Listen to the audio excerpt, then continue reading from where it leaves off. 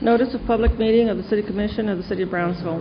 Pursuant to Chapter 551, Title 5 of the Texas Government Code, the Texas Open Meetings Act, notice is hereby given that the City Commission of the City of Brownsville, Texas, in accordance with Article 5, Section 12 of the Charter of said city, will convene a workshop, an executive session, and regular meeting on Tuesday, June 2nd, 2009 at 5:15 p.m., 5:30 p.m., and 6 p.m.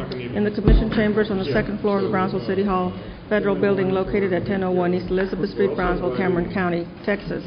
Workshop item A, discussion regarding the Alton Glory Trail Park and unlimited sports adventure. I'm sorry. Mayor Pro Tem, I'd ask Mrs. Meddy Hagee, who's part of the Unlimited Sports Adventures, to come and do a brief workshop before the Commission regarding some of the activity that's been taking place at the trail park, as we call it, trail park on Alton Glory. We've had some technical difficulties, so therefore she's going to do a slide presentation on I'm not sure what you call it, but she'll show some of the pages that she has outlined regarding the activity that's been taking place and some of the events that have occurred over the past few years, and really the development of the park and how it's transitioned into this, I think, of a real fine amenity for the community and for the individuals that come to Brownsville. You want to have her come up already? Yes.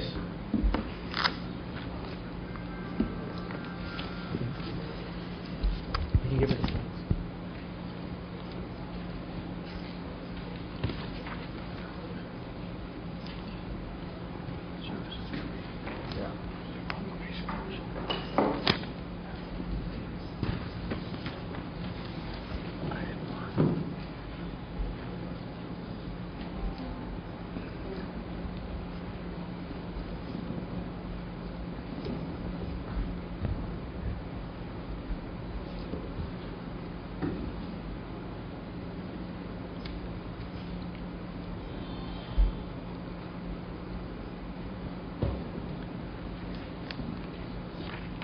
Good evening, Commissioners. First of all, thank you for allowing us to present this to you all.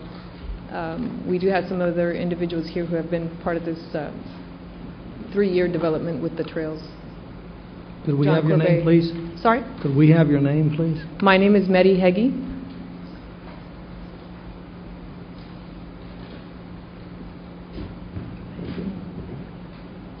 You want to go forward with your presentation? Yes, sir. Just to give you a little bit of background of how the trails actually got started, it became the home of the Texas Police Games in 2006 in the contract that the City of Brownsville received from the Texas Police Athletic Federation in 2006, and the contract goes all the way to 2010. Now, the Texas Police Games is hosted here every even year.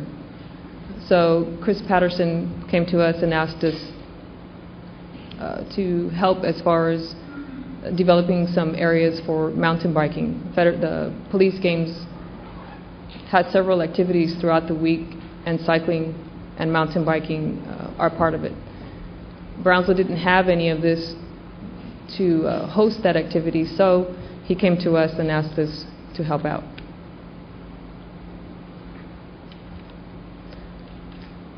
And of course, we had 2 other partners. April Kahutik, she's no longer here, she moved to Ohio, and then we have Sonia Corbet, her husband is here tonight. The City of Brownsville Parks and Recreation contacted and partnered with Unlimited Sports Adventures to help build trails and host 4 cycling events for the Texas Police Games, which included a road race, a time trial, a criterium, and mountain bike race.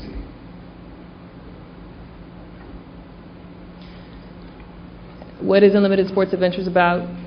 Our purpose is to empower individuals to get outdoors and exercise, to lead active, healthy lifestyles with a little competitive edge. And our mission is to protect, create, and enhance quality trail experiences for mountain bikers, trail runners, walkers, and cyclists by attaining access, building, maintaining, beautifying, and protecting local public trails. As far as our experience and expertise, we do have well over 10 years of organizing and hosting events. Again, we've been part of the Texas Police Games. We've also participated throughout Texas and Mexico as far as adventure races, mountain biking, running, cycling tours.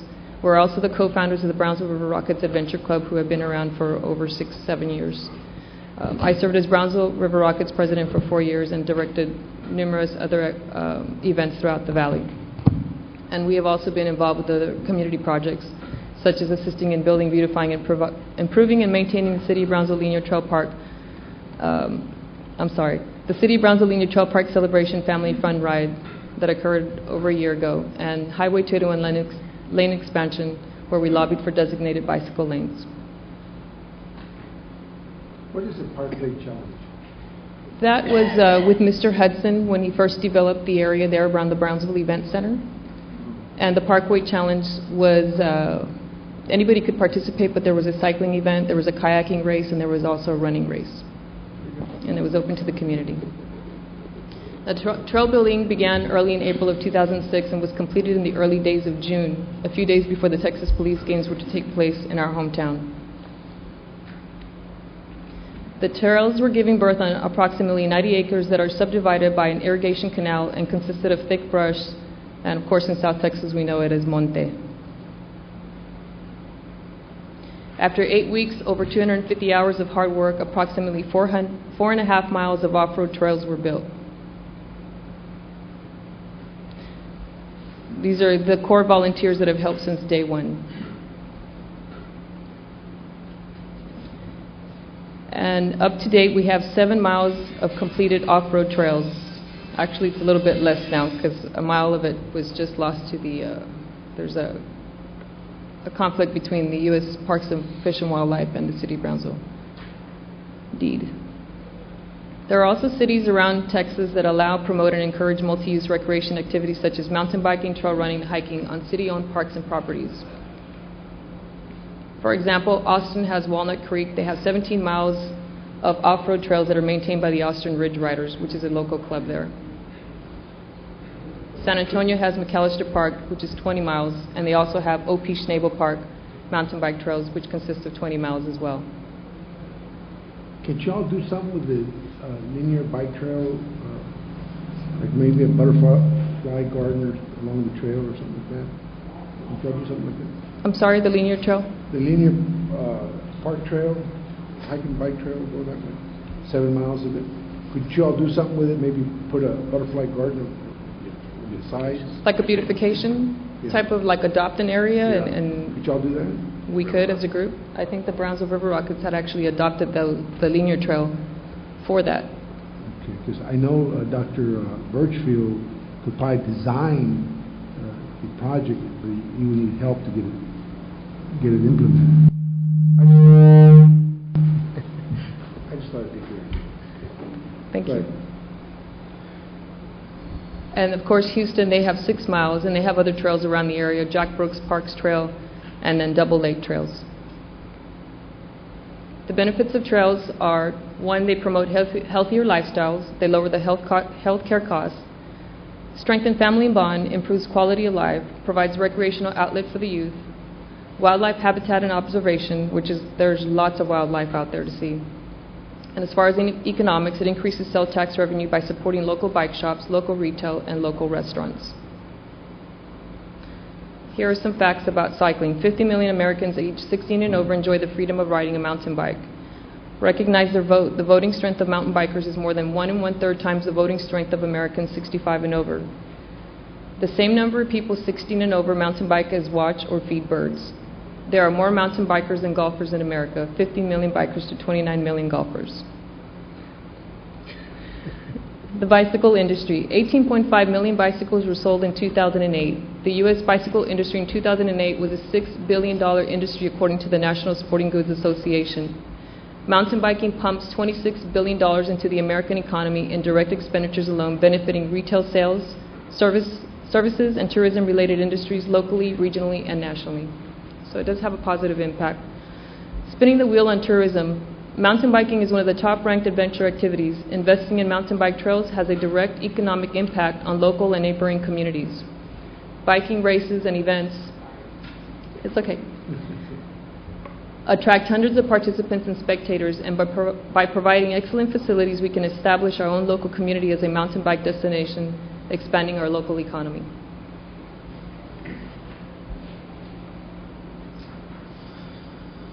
The trails have become a multi-use park for mountain biking, trail running, walking, races, outings, etc.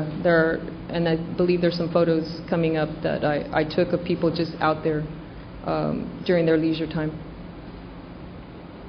Here's some folks that are walking. There's moms with strollers, families, children. The open field in there, we've seen people, there's soccer, football, t-ball.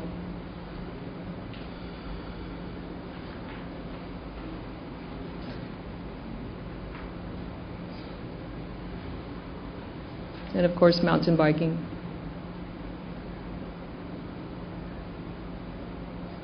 Competitive and non-competitive events give individuals a goal to work towards. We had a 6-hour mountain bike race, and there are individuals that come all the way from Mission, up the valley, Matamoros. We've had people from San Antonio, Houston area. Here are some of the events that we've held annually. We've had a 6-hour mountain bike race, which is held every April. We have a Run Amok Trail Run series, a mountain bike Little League for kids that we had going on for 2 or 3 years, the Texas Police Games, which comes every even year, and then the mountain bike race series, which comes every year for 3 or 4 months consecutive. And all those events are here? Yes, sir, right on the trails. They're all on the trails. Is there electricity in there, around those areas? I'm sorry? Electricity? Jesse? Electricity. Oh, I'm sorry, electricity. Like in the middle of the park? No, it's all primitive. There's nothing right now. No bathrooms, no hookups. There's 2 picnic tables and a couple of barrels for trash. So if you wanted to have a festival out there, you really couldn't. I'm sorry? If you wanted to have a festival out there, you really couldn't. Festival. Oh, yes. Yeah, everything. You'd have to have a generator for electrical. My name is Mike Hagee. I'm Eddie's husband. You'd have to have an electrical generator to provide the power source for anything like that. There are currently no utilities or infrastructure at all. But it's possible.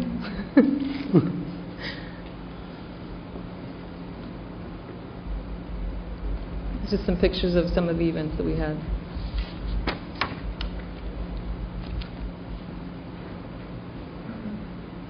And these folks came all the way from Austin, Houston, San Antonio area, as well as our locals.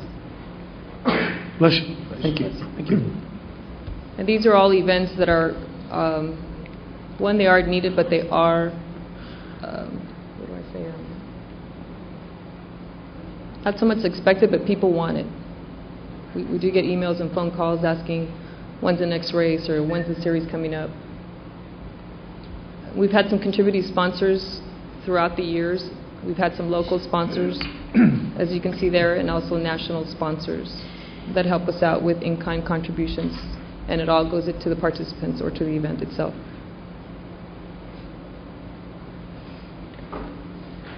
And we are proud to have been able to build the only green space in Brownsville that offers beautiful and pristine trails for the outdoor enthusiasts. And as far as the proposed name that we would like to be part of, naming the trails just to give it an official name, right now it's just known as the park on Alton Glore, or a quarter of a mile east of 281 in front of Ortiz Elementary. We'd like to be given the opportunity to actually give it an official name, and this is the name that we all brainstormed and came up with, Montebella Park. You didn't want the River Rockets after all? We just don't think it should be specific to any organization. Okay. How'd y'all come up with that name? We actually sat down and wrote, just brainstormed, that little brainstorming diagram, and just came back to that name over and over again. That's a perfect name, huh? Monte, yeah.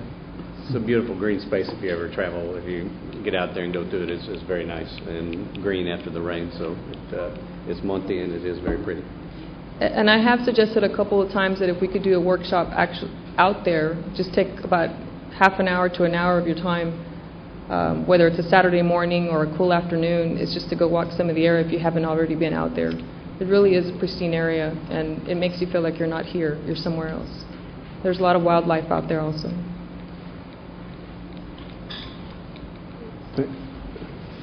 And special thanks goes to the crew at the City of Brownsville Parks and Recreation. They've been there from day one, and it's pretty much the same crew over and over again, so we're kind of used to seeing each other already out there. And of course, the staff at the City of Brownsville Parks and Rec. Chris Patterson has played an enormous part in this too. Brownsville Community Improvement Corporation, Delina has also been a big support, Delina Barrera. The City of Brownsville and the City of Brownsville Parks Advisory Board. Thank you very much. Thank you. Thank you. Thank you. Any questions? Thank you very much. Thank you very much. Thank you, Mitty. Thank you. Thank you.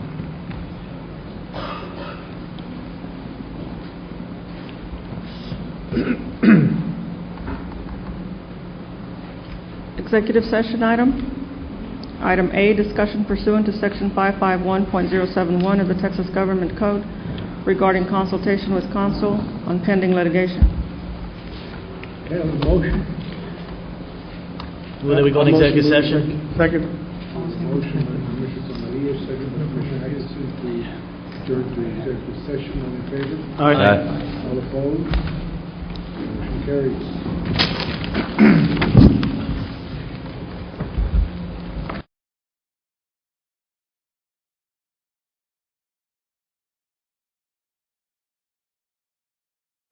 Does everyone want to stand for the Pledge of Allegiance?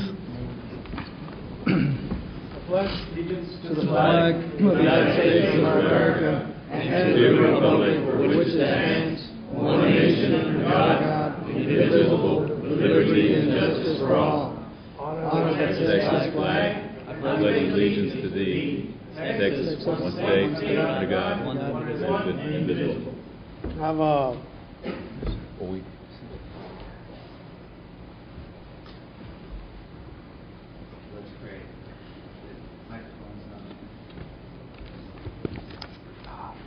Testing. There we go. Let's pray. Father God, we thank you so much for the love that you have for us, for the love that you have for Brownsville. Father God, we ask you to lead and guide us tonight as we conduct this meeting. Help us to show each other respect as we debate the issues before us. And help us to keep the comments we make to the issues not personal. Lord, I ask you to continue to help us to love each other and to bring about the results that will be good for the city of Brownsville and its people. In the name of Jesus Christ, amen. Stella, go ahead. One. Well, actually, if we can we move the proclamations up so that we can get, there's a lot of people here for different events, and so we can get them out before we get into any other issues? I'll second that. I think we, Can we take action on that? I think we'll lose them. This one. I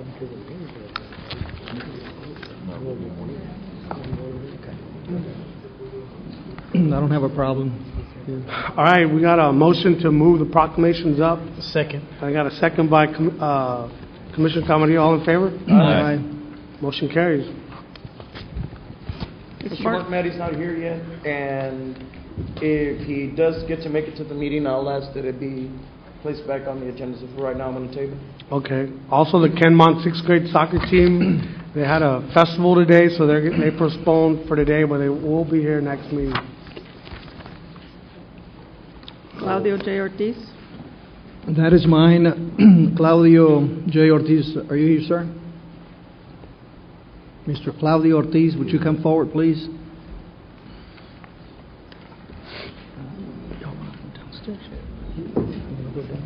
Just go forward to where Commissioner is.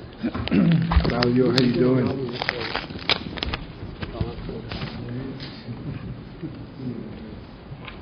Mr. Ortiz, congratulations.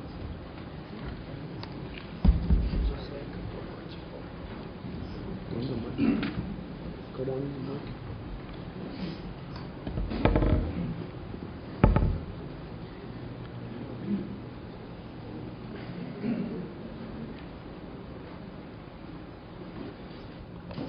Ladies and gentlemen, my name is Leonel T. Garza. I'm City Commissioner, City of Brownsville.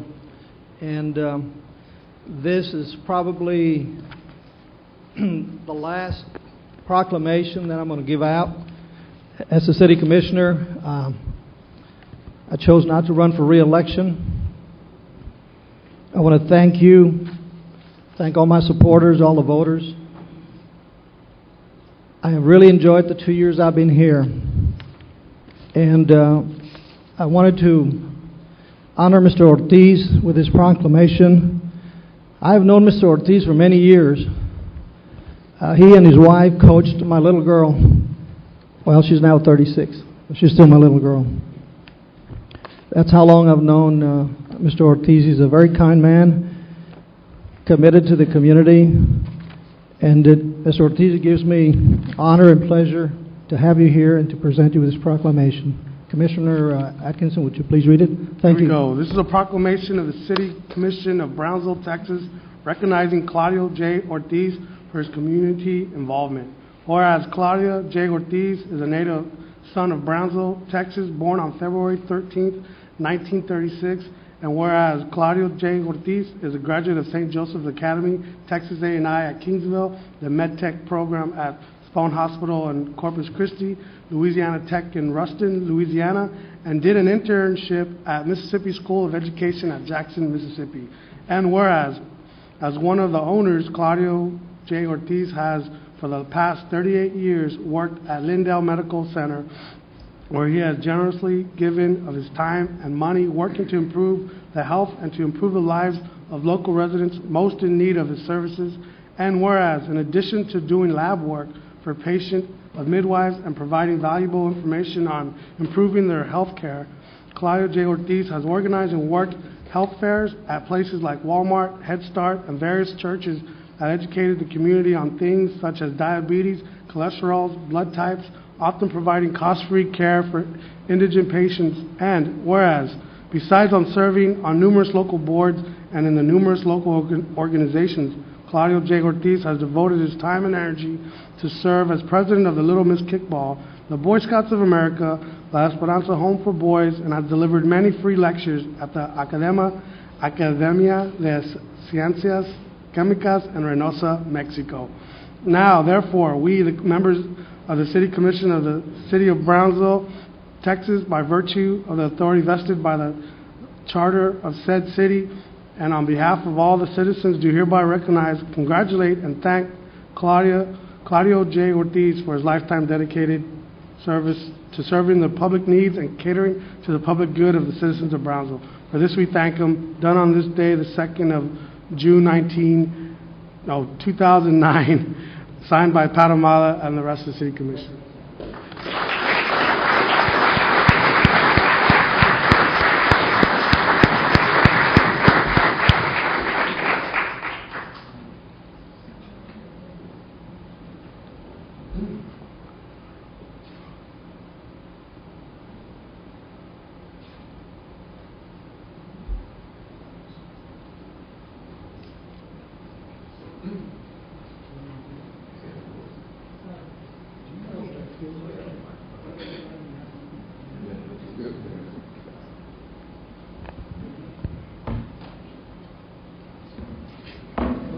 I'm humbled and honored, and I thank you.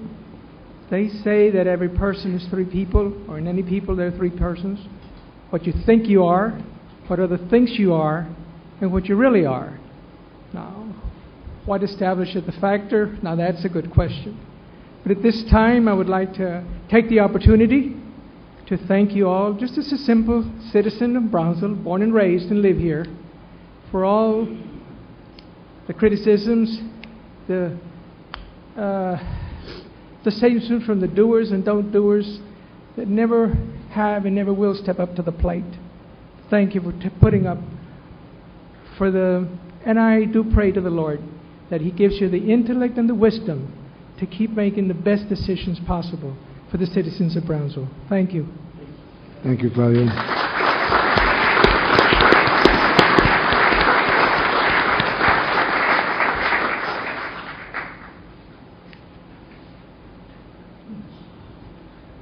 The next proclamation is for the Immaculate Conception Cathedral. I know many of y'all have come out. I'd ask you all to come up now to receive it.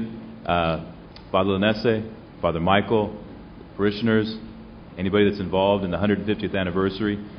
June 8th is going to be the 150th anniversary of the Immaculate Conception Cathedral. Y'all come on up.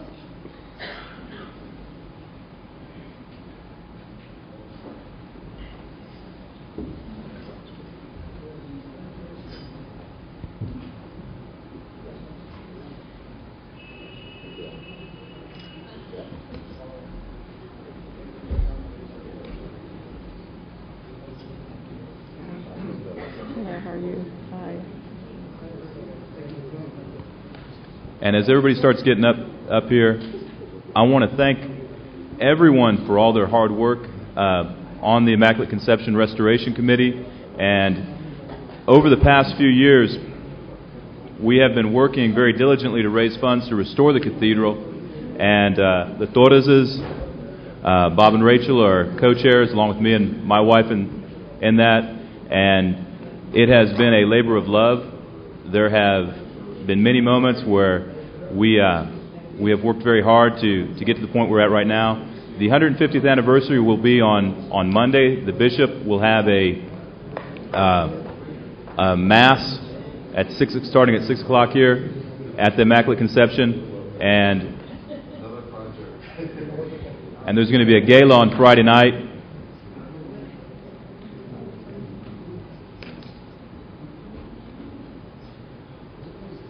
Come on up, get in the photo.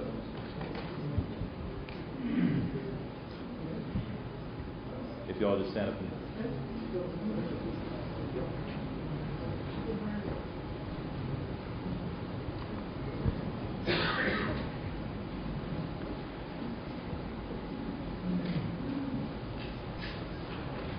Okay.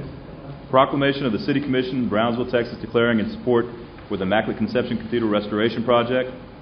Whereas the Immaculate Conception Cathedral is the seat of the Diocese of Brownsville, and further is one of the major historic structures in all of South Texas. And whereas Immaculate Conception Cathedral was built under the direction of Father Pierre Y.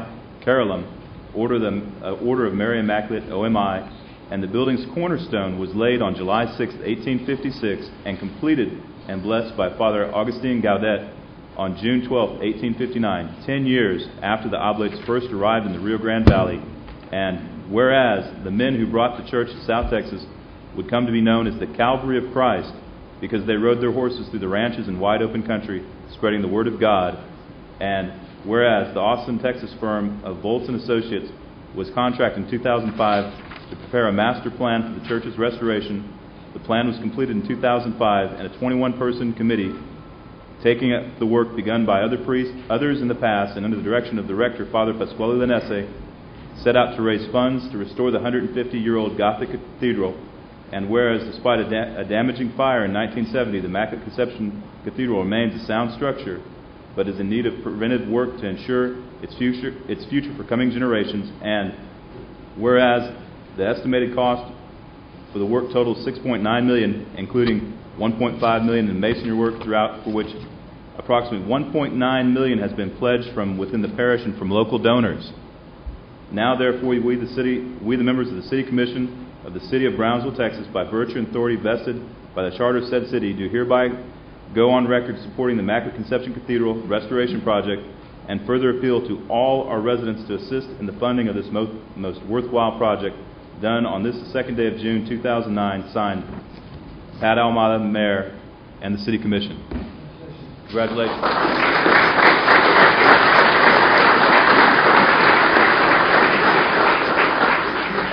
Before I pass the mic on to either Father Lanese or Ms. Torres, I think it's incredible that within the parish and within the community of Brownsville, we have raised and had pledged almost $2 million, considering the situation our community's in, considering the hard economic times. It really is a testament to the cathedral and to the love of the community for this wonderful building, that people have put their time and effort into raising so much money. And I want to thank everybody, and I really want to thank everybody here who has worked so hard to preserve such a wonderful, wonderful building and a historic church. Thank you.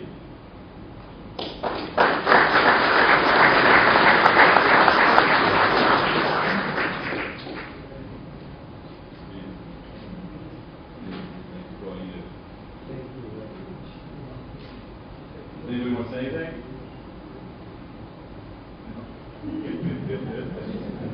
Let's go to say.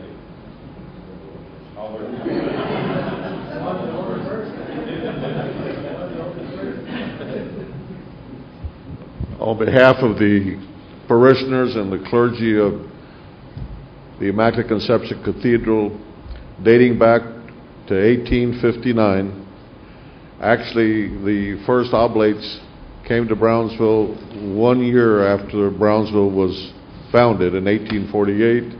The oblates first arrived in 1849, and almost immediately saw that there was a great need for a place of worship.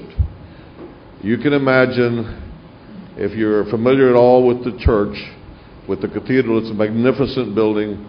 It holds 400 people, and it is a monumental building in that it soars to the skies.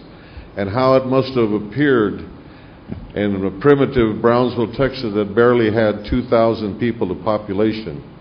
And throughout all of those 150 years, we have been blessed with representation from the Oblates of Mary Immaculate, who were the founders of, who first came to this area in 1849.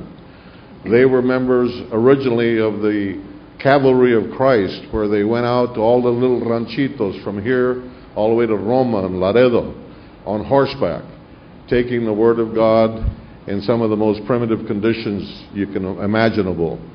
Over the years, the church has seen many of the original families of Brownsville. If you have an opportunity to walk through the church, you will see those magnificent stained glass windows that show names like Champion and Putenat and Fernandez and Iturria and San Roman, Fernandez, all of those original families of Brownsville.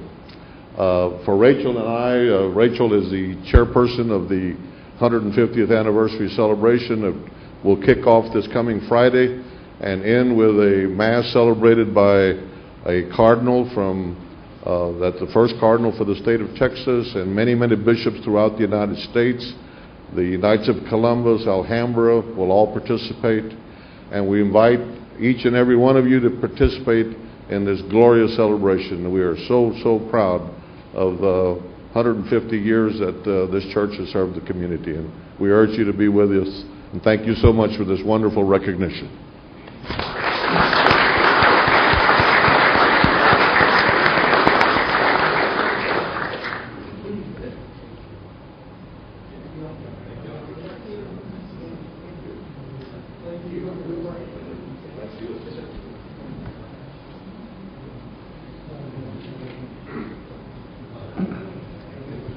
Está bien, ¿eh? Cambiarlas.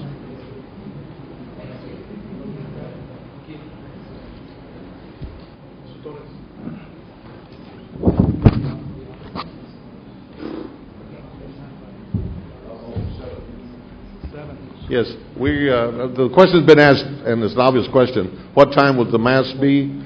We start off with the wonderful mariachi of the University of Texas at Brownsville that will be performing in front of the cathedral at 6 o'clock, and the Mass follows at 7. We anticipate that there will be some spillover, but we have made arrangements for the gymnasium, which is next door to the church, to be outfitted with a giant screen. There will be television cameras and that will be filming the Mass.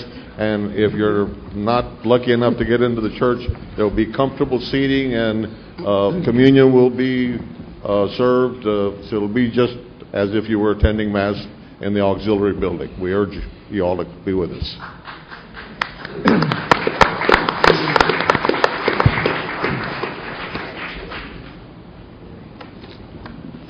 City Manager, you got the Employee of the Month?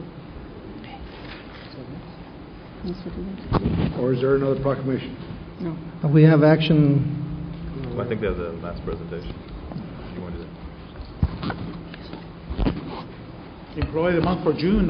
Please welcome Mayor and Commissioner George Trevino. All right, George. All right. Yeah, that's too easy.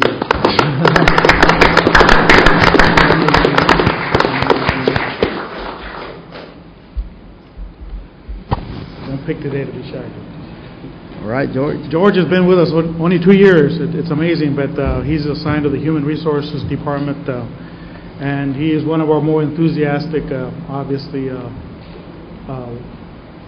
treasures we have here. He's really done a great job with the department. He goes beyond the call of just his responsibility because he helps us with so many other things, Travel Days, for example, and other activities. The American Cancer Society, like many other organizations, have come to us and asked us to participate in their fundraising events, and George took the lead on that, actually. And through his efforts and through his creativity, which we won't discuss too much, but he was able to come. He was able to get the city of Brownsville to participate. A lot of our employees and raise over $4,000 for the worthwhile charity, placing us third in the organization as far as fundraising for the city. So we're very proud of that. Right. He does a great job with the human resources. Communication skills are fantastic with potential people that are going to work for us, and he helps us with the training, etc. So we congratulate George and offer him the employee pin, the city pin, the city hat, one of many hats he wears, and the City of Brownsville Employee of the Month awarded to George Trevino Human Resources in recognition for outstanding services rendered to the City of Brownsville for the month of June. Of course, George qualifies for the Employee of the Year at our banquet in December. So, congratulations, George.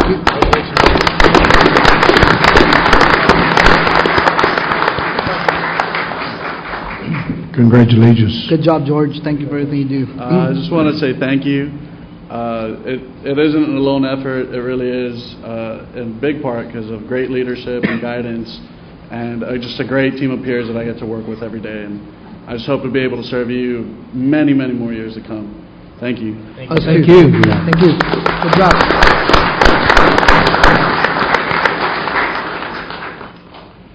Okay, going back to item A, does the commission wish to hear comments from the audience before they pass this action?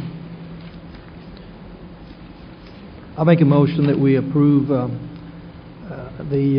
proposed agreement that was discussed in executive session as discussed, and approve it as such. Okay, we have a motion. Do we have a second? Second. We have a second. Any discussion? Okay, I will say a few comments for the record. Yes. I guess, is Mr. Willett still here? Yes. I believe that we're living in historic times. Although this commission doesn't have to agree on what course it should take, I firmly believe, as mayor and in representation of the citizens that I've heard, that we not enter into a DHS agreement with the reversionary interest, because I think the temporary wall is going to be a permanent wall.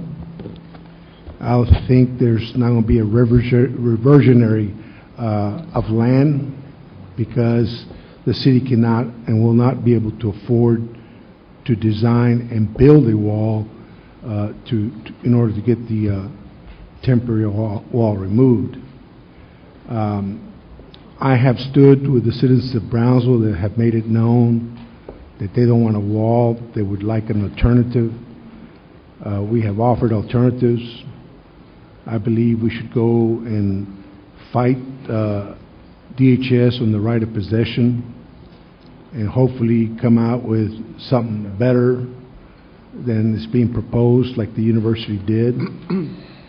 I believe if that were not to work, then I think that would increase our damages that the wall would do economically to the city of Brownsville. And I believe this wall represents everything to me that is un-American, because America is not about building walls, it's about tearing down walls. It's about promoting democracy. We live with a neighbor at peace, not at war. I believe the wall is a symptom and overreaction to a national problem, a national crisis, which is immigration. And it's a legitimate concern, and it's a legitimate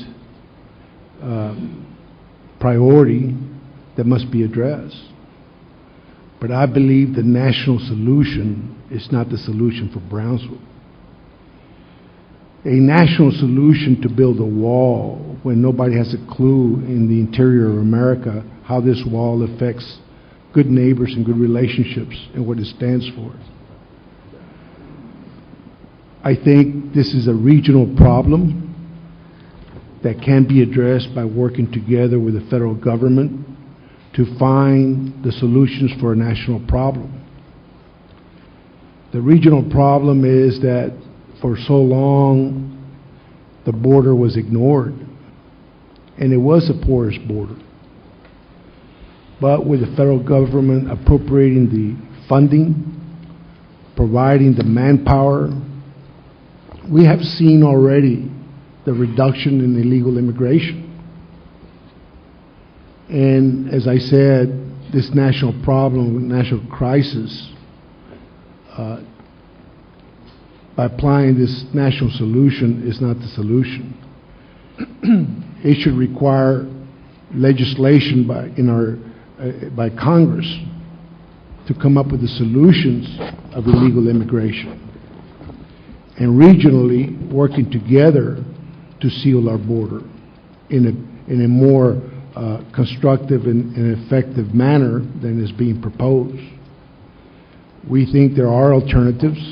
There are more environmentally friendly and better economic for the municipalities than what is being proposed, like the Weir project.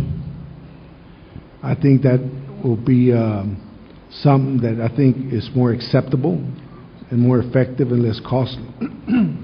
Unfortunately, we're told that we have to pass this, and if we don't do it, certain things will happen, that the wall will be built anyway. Well, I'd rather oppose it all the way to the end and make it costly for DHS, as they have run out of time. They have to pay penalties every day that we stall them. And I think if we go to the federal court, ask for a jury trial, I think we would best serve the citizens of Brownsville. Based on that, I think it's very clearly where I stand. And I'm going to submit my objections in writing to the Secretary for part of the record.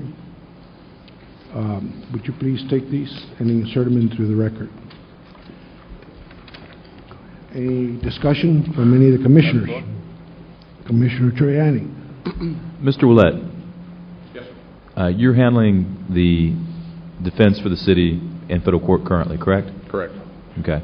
It's my understanding that we have been given some timelines as far as responses to motions. Is that correct? Correct. Can you tell the public what that would be? Friday, June okay. 5th. And that is a response to what? That is the response to their motion for immediate possession. Okay. That if they have filed a motion for immediate possession, and we have until June 5th to file our response to immediate possession. And if we don't file a response by that date, then possession will be immediately ordered. Otherwise, we have the option to enter into the proposed agreement, which will then, of course, we will agree to the reversionary interest right. If we don't enter into the agreement, then I would be forced to file a response to the motion for immediate possession, and then the court would set a hearing on it. Okay. At this point, it's my understanding that the government has title but not possession to the property. Is that correct? Correct. And that they actually have title and possession to certain properties that adjoin the tract of land in downtown, and also that join the East Loop project as well. Is that correct? Correct. Okay. The reversionary interest, could you explain the reversionary interest to the public? The reversionary interest basically is that when the city is in a position to build the downtown levee wall, basically the levee barrier, a levee wall will become the fence, so to speak. When the city is able to build a levee wall down in the downtown development, and when separately and at different timelines, when the city is ready to move the levee on the East Loop project, then at that point in time, where the temporary fence, the agreement would call for a temporary fence now, When the city is ready and has the funding to complete those projects, then the temporary fence would be removed, and the land where the temporary fence runs would be given back, reverted back to the city. They would get their property back, which would allow for the development in downtown and also allow for the development of the East Loop. Now, there's been some question about whether or not we could actually go to court and pursue a reversionary interest in the property or be able to take back the property at the end of the day if we go to court. Is that, based on your legal opinion, is that possible? You're talking about if we don't enter into the agreement? Right. No. Once title passed on the condemnation, because under a condemnation law in federal court, title passed immediately upon the government filing the motion for condemnation or petition and condemnation. The law automatically granted the government title to the property. A reversionary interest is a real estate matter that affects title. And the government, absent an agreement, obviously owns the property, and they're the only party who can enter into a reversionary interest agreement. The judge has no authority to order a reversionary interest because that affects title. The title holder has to agree to that. In a condemnation procedure, a federal judge is limited to really only determining the issues of possession because title was already awarded to the government the minute the petition was filed. A judge does not have jurisdiction to order that we be given a reversionary interest absent entering into this agreement. Okay. Now, at this point, has the reversionary clause or the proposed agreement, does it include the reversionary clause as part of an agreed judgment? The agreement itself does not, no. The agreement does not mention that it will be a part of a judgment. We will use our best efforts to tell the government that we want this agreement to be made a part of any order of possession that is ordered by the judge, so that this agreement will become, we're certainly going to file it as a matter of public record, that's for sure, in the court. We'll file it in the court case, and we will ask the judge, first of all, we're going to ask the United States government if they will agree to allow it to be attached to the order of possession. I suspect they will probably object. At that point, we will use our best efforts to convince the judge to allow it to be attached to the order of possession, and the issue will then be whether or not the judge has jurisdiction to enforce any of the rights under that agreement if and when a dispute should ever arise in the future. And we as the City Commission can make our acceptance of the offer with the government, the federal government, conditioned upon that being placed in an agreed judgment as well, correct? You can, and I would recommend that you allow that. If you want to insert that as a condition, you do so, but I think it should be at least tempered with the fact that it's got to be based on the judge having jurisdiction. In other words, that we should be able to convince a court legally. If the judge rules that it can't be attached, it can still be an agreement. It will still be a binding agreement, and if and when there's ever a dispute, it would be litigated in the court of claims. But if the judge rules that that he has no jurisdiction to attach that agreement to the order of possession, then I would ask that you still approve the agreement. It's just that we will use all legal means available to have it attached to the order of possession. But if he rules that it is not, he has no jurisdiction to accept it, then I would still think you need to approve the agreement anyway. Okay. Now, as far as the reversionary clause, that would then be a separate contract? Is that my understanding? That'd be a separate contract issue that the United States government has agreed to in a written contract. And would that also be attached to the title documentation? Pardon me? Would that also be attached to the title documentation? Yes. Yes. Would there be any time limit as to when we could proceed to obtain our property back, or any restrictions? It's whenever the agreement says that, whenever it is possible, whenever the city is ready to proceed. Mr. Mayor. Okay. Sir, in the agreement... There is no time limit in the agreement. Okay, and you are the person who has reviewed the document. You are the city's attorney at this point, and you are putting on the record that there is no timetable at this point. Is that correct? Right, and I'm going to ask to pass the microphone to John Chosey, who has probably negotiated more of the details of the agreement than I have, so I would want him to attest to that. Okay. There is no time limit set forth in the agreement. The agreement that you're going to propose to the City Commission tonight? That's correct. Okay. I'll pass. Mr. Willett, do you trust the federal government? Pardon me? Do you trust the federal government? Yes. Okay. I mean, you kind of have to. Okay. That's fine. I don't think we have a lot of choice, Mayor. I don't, but it's okay. Well, I know you don't, sir, but I think we kind of have That's to. okay. You trust him, I don't. When do you see that the city will be in a position to design and build a wall that will remove the temporary wall? When do you foresee that? I personally don't have an opinion myself as to when that would be, a timeline. I can't tell you. Do you have any clue as to what the cost would be to the city to remove, to design and build a wall that will satisfy DHS? At this very moment, no, sir. I don't have. I mean, I'm sure Mr. Goodman does, or other people in the city staff would, but I personally don't have that figure right at the top of my fingertips. So you're advising us to enter into an agreement without knowing. The point being is that it's not a matter of if and allow when. Allow me to finish, sir. You're advising us to enter into an agreement when we don't even know when the temporary fence will be removed, which in essence could become a permanent fence if we don't build a wall. If you don't ever opt out to take the opportunity that you're being given to build the levee wall system, that fence will stay there. But the right is that whether or not the funding is available or how much it will cost is the fact that if you don't enter into the agreement, you're losing the right to ever be able to access that property in the future. So it's not so much a guarantee of what it will cost today or what it will cost tomorrow. It is the right that when that funding is available, and hopefully it will be, that you will have the right to access it and do the development the city would desperately need. Okay. In reference to the reversionary clause, DHS has also taken possession of land adjacent to Hope Park belonging to private landowners. Correct. Okay. That land will revert to who? The way I understand the agreement, it will revert to the city. And you think that's fair to the private landowners whose land is being seized Your and Honor, then given to... Mr. Mayor, I don't have any opinion on whether that's right, wrong. The federal government is the owner of that property, and they have determined that in this agreement, that was offered as part of it. But you all negotiated this agreement. In essence, you're accepting what is on the table there that takes property away from private landowners on a pittance. They're being paid a pittance. The property's already in the federal government already owns the property, and they have title to it, and they now have possession of it. It doesn't belong to the private landowner anymore. And if and when this agreement does materialize in the future for the development to take place, the government has offered in the agreement that the city will have the additional reversionary rights to property in and around the development that it intends to develop in the future. Okay. Somebody else has a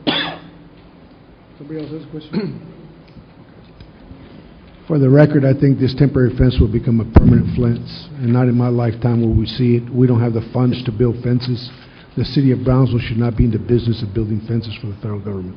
Mr. Choza, you wanted to say something? Unless there's a specific question. There was a time limit question. You said, no, there's no time limit, right? Mr. Chelsea, on his question, on the mayor's question about that, the property belonging to private citizen, and that it's going to be, it's already been taken by the government, but it's going to be given back to the city. That's correct. What are the plans? That property has already been taken. It belongs to the federal government. Yes. And what the federal government has offered to do is set it up so that we can get back the federal government's property.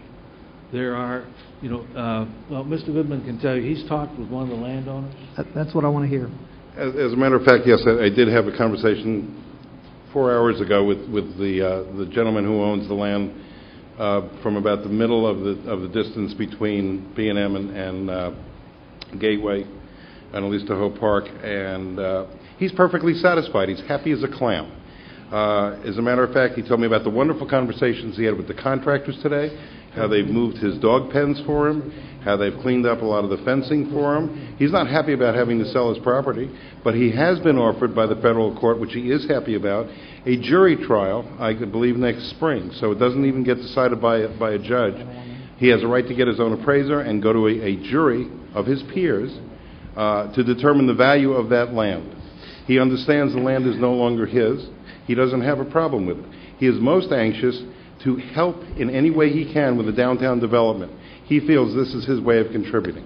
I should tell you that some of the other landowners are lawyers themselves. These are not people who, fell out of a tree. They're used to this. They're real estate people. All of them are real estate people. And we haven't heard from any of them, any complaints from any of them. And again, Mayor, look, the federal government took their property. We didn't. Specifically, you're talking about San Manet, right? Yeah, that's correct. Okay, it's funny because I talked to his attorney before getting here, I would suggest that his attorney speak to him a little more often. and the attorney voiced the opposite of what you're telling me. Yes, but I spoke to Sam, and I spoke to Sam Manat 2 days ago, and he hadn't even been informed by his attorney that his land had been possessed by the government. I then emailed Mr. Manat the May 11th, mind you, decision by Judge Hainan that took full possession, immediate possession of his land, which he had not been informed by his attorney. So all I can tell you is my relationship with Mr. Manat. I have no relationship with his attorney. Thank you. May I have a question? Certainly. Is Mr. Campirano here to talk about the East Loop project? I know, I got you.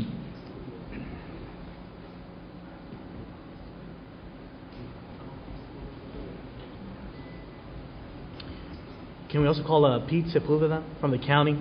Because he might be also of some assistance with Mr. Campirano.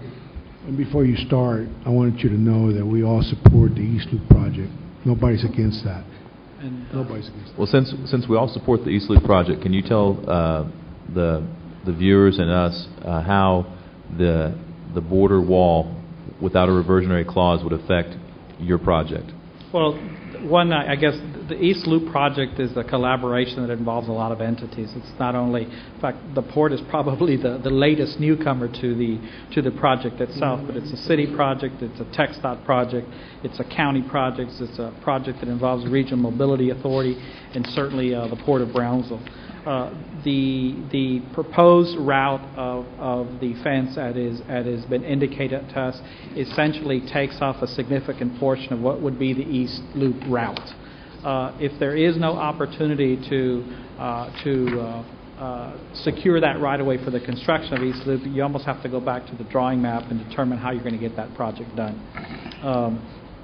As the mayor indicated, there is a significant amount of support for the East Loop project, and consequently, at the present time, there has to be a lot of impetus to moving forward.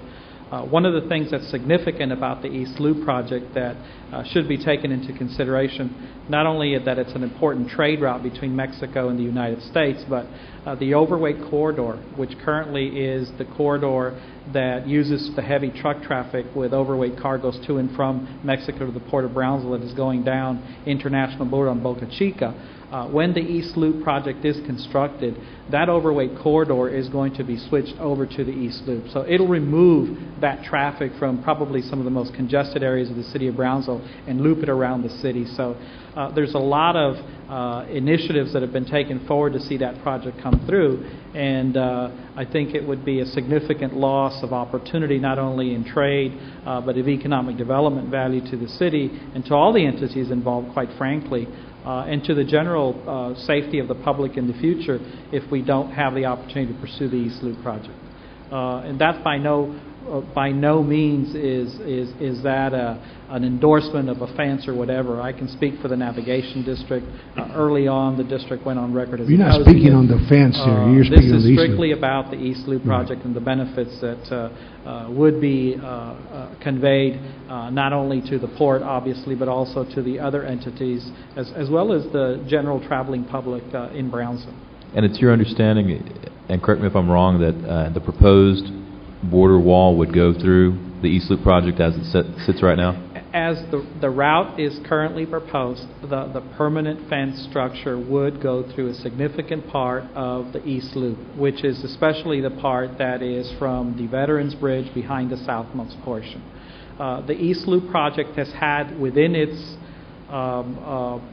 scope to relocate that portion of the levee as part of the project. If there is no opportunity to relocate that portion of the levee, then you have essentially lost that section of the East Loop project. Thank you. And that's, Eddie, to me, and that's a good reason why we should be in federal court fighting the right of possession, because they will be destroying a corridor and this community would suffer tremendous economic loss if they build a fence on the east loop. Now, nobody, I don't think the port is going to pay to relocate the wall, the temporary wall. The city doesn't have the money. Who's going to pay to, that is going to be affected? You know, those are, I think those are legal issues that you raise. You know, one is that neither has the wall, the east loop, or the levee been built.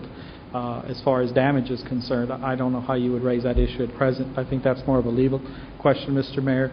I think the fact remains is that the opportunity to pursue the project is significant at present. Losing that opportunity to pursue the project might be an economic loss that you can never recapture. So the ability to move forward on that project is the only thing I'm speaking to because of the value of it. All of the other issues associated with what happens in the future, or, you know, we're not privy to your negotiations. All we do know is that that East Loop project is a significant project. It has a lot of value to all the entities that have been pursuing this for years and years and years. And there is a lot of impetus to actually see that project materialize in the short term. There's quite a bit of funding efforts out there right now that could result in the East Loop being elevated in terms of importance of a major transportation project in our community. So, and that's really all I can speak to, Mr. But there's Mayor. no funding there for relocating the wall to make the East Loop project That possible. I'm not aware of that. Okay, there's no funding. Thank you. You want to say that, something, Mr. Sepulveda? Maybe you can tell us whether there's some funding to relocate the temporary wall. No, not the wall. For the record, my name is Pete Sepulveda, County Administrator and Coordinator for the Cameron County Regional Mobility Authority. The project schedule that we are working with today, it's about an 18 to 24 months for environmental clearance. Once we receive environmental clearance, then it's about a 12 months construction, 12 months for design. So we can conceivably be under construction within 36 months. The only funding that will be part of the project is the relocation of the levee itself. The relocation will require approval from the International Boundary and Water Commission, and that scope will be part of our scope. Funding of the relocation of the levee, when it's approved, it's part of the cost of the project, but any funding for the wall will not be a part of the project. Thank you, Mr. Spooner. Any other questions from the Commission? No? No. I'd like to open it up to the public to allow them to have their say on this subject. Anybody want to speak out for or against the border wall? Please line up over here. Mr. Cabrera, Point of order? Yeah, excuse me, Mayor, point of order. This isn't a public hearing. This is an action on an executive session item. We cannot ask people to speak on this issue? This is not a public hearing. Okay, can I have a motion to to set this aside and move the public comments up to give the citizens the opportunity to... I have a comment. Yes, sir. This is not about the border wall. This is about city property that's about to be taken over. You wanting to open up a public comment, in my opinion, over the border wall issue is totally redundant, because what we're discussing here is city property. If the discussion is pertinent to city property, then let that be part of the discussion. But this is not an issue on the border wall. Mis amigos, que se entienda una cosa muy claramente. Esta no es una discusión sobre el muro. El muro ya se está construyendo. El muro ya está construido. Lo que estamos discutiendo son las dos secciones de propiedad de la que la ciudad está en peligro de perder, y estamos a punto de poder hacer una negociación. Esto no tiene que nada ver con el muro. El muro está construido. Si nosotros no llegamos a un acuerdo esta noche con el gobierno federal, esas propiedades para este fin de semana, se va a comenzar a construir ese muro. La maquinaria está esperando en el bordo, lista para comenzar la construcción de lo que es el muro que se quedaría permanentemente dentro de la ciudad de Bronzeville. Alcalde, si va a haber discusión en esto, que la discusión sea pertinente a y exclusivamente a lo que es la propiedad de la ciudad, no al muro, porque lo del muro ya en sí ya no es una conversación, eso ya es del pasado. Con todo respeto, señor comisionado, el muro no se ha construido en las propiedades de la ciudad, y este muro que se va a construir en las propiedades de la ciudad es algo que le afecta a todos los ciudadanos aquí. Yo creo que estamos aquí representando a los ciudadanos, y ellos tienen el derecho de expresarse al favor o en contra de la acción que vamos a tomar aquí que va a afectar esta ciudad. Correcto. No estamos representándonos nosotros mismos, estamos representando la ciudadanía. Let me say it in English. Correcto. Let me say it in English, please. The wall has not been built on city property yet. That's yet to begin. We're here to do the people's business, so it is pertinent to hear from the people on an issue that's affecting the whole city. And the wall that's going to be built on city land, that's you, the citizens of Brownsville, that have to live with. And I think it is pertinent, and I think it does have value to hear and listen from the citizens. So I ask that we lay this down on the table and move the public comments. If I'm not allowed to have the public speak on this issue before the city commission take action. So based on that, because we are here to do the city's business, this is the city's chamber, and this is the people that we represent, I make the motion to lay this on the table and bring up the public comments to hear from the citizens on this matter before we take the vote. Now, I respect each commissioner. Each will vote their conscience and how they see it, and let the record stand how we vote. I stand, I think, consistently. So my motion is to lay this on the table, and that is allowed under the parliamentary procedure. Before we do that, can I ask one more question of Mr. Willett? Certainly. Thank you. Mr. Willett.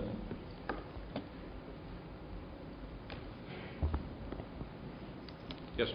We're talking about the future of Brownsville, right? Correct. Do we have the ability to remove any structure put in by the federal government on the federal government's land? Because it's the federal government's land right now, right? Correct. Would we have that ability without entering into this agreement? No. So the future of Brownsville, to get this land back, requires us to enter into this agreement. Correct. Thank you. Move the question, Mr. Mayor. This is I made a non-debatable. motion to lay this on the table till we hear from the public comments before action is taken. Can I have a second? You cannot. I move the question. This is One other question. non-debatable. What happened with the TABC? This What is- happened to the TABC litigation? Do we have a second, or does I it move die? the question, Mr. Mayor. Hold on. This is What happened- non-debatable. Excuse me. Hang on, point of order. We've got two Hold on. I motions. want to find out. I'm sorry. The city attorney wants to speak. We've got two motions on the table. We've got a motion to table, Which is not to to lay on the table, lay on the table. and we have a motion for the previous question. We should vote on the motion to table, Yes, right. First. and then we should vote on the motion to move the previous question. Do we have a motion, or does it die from a lack of second to hear the citizens before we take action? Wait a minute. There's a motion to lay on the table is not the motion to take out of order.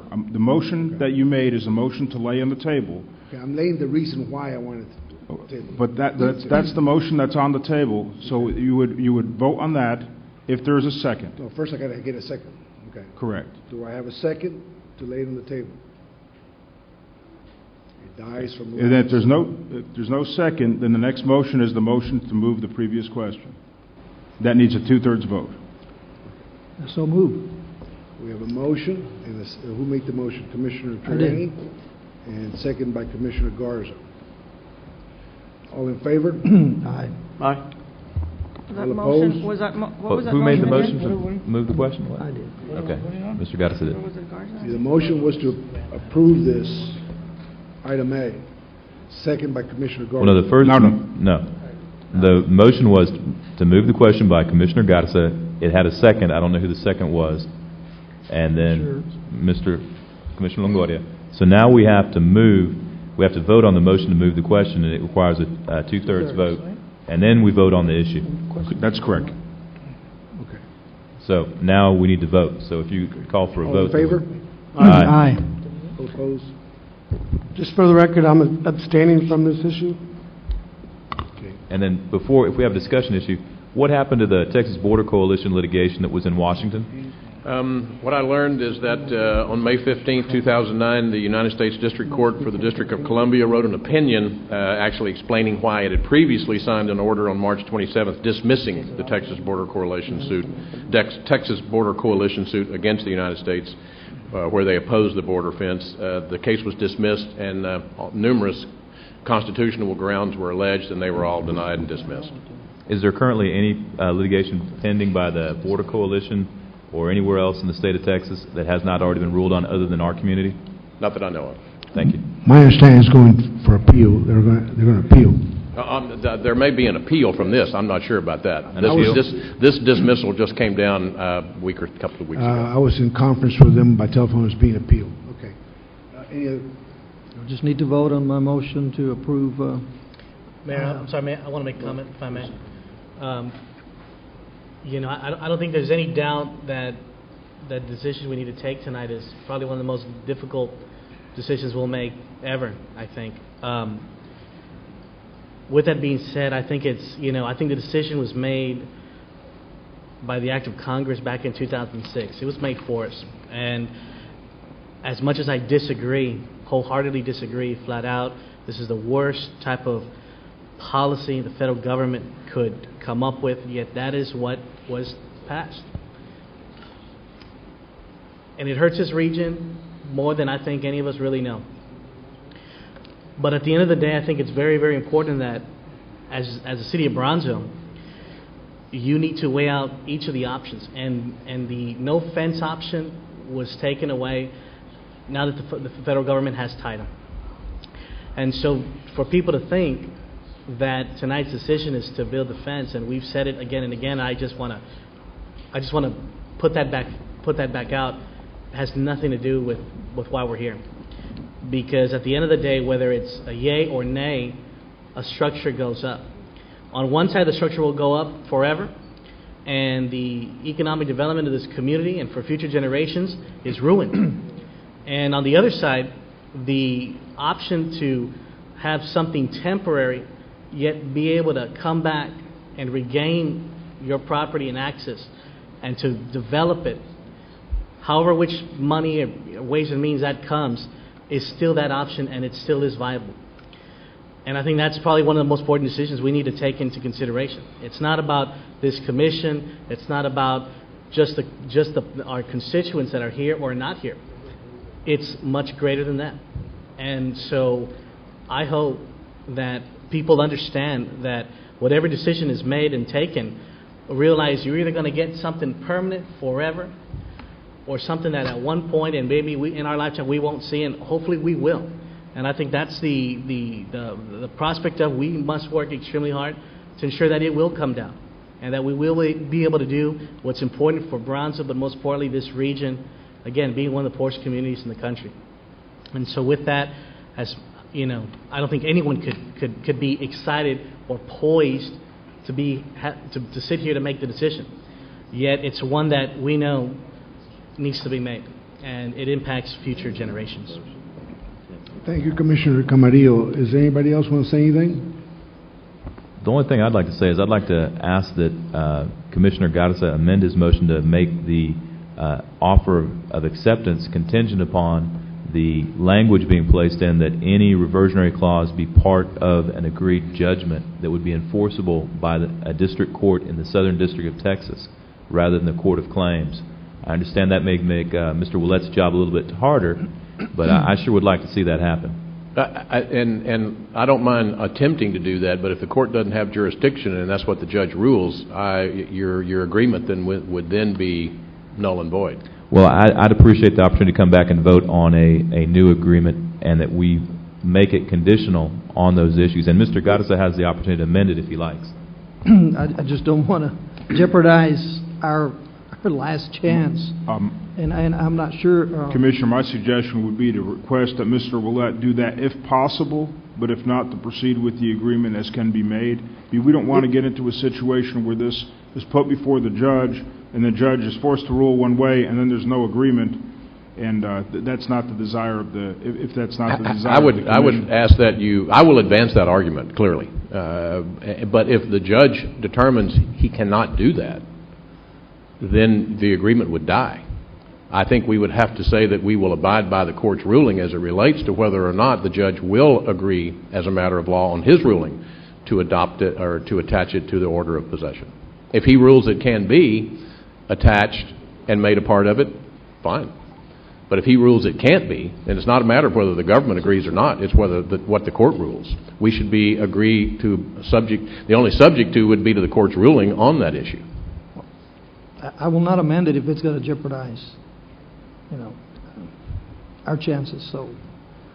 So what is your motion, Commissioner Garza? To approve As I stated before. To approve as is?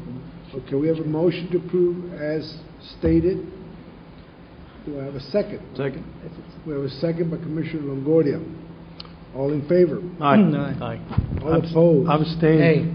You got an abstaining, you got a nay from Commissioner Cisneros and myself. Okay. Item B. So it passes. Did you get that, Estela? Can you verify that, And please? of course, you got my objections. 2 nays and 1 abstention. For the record.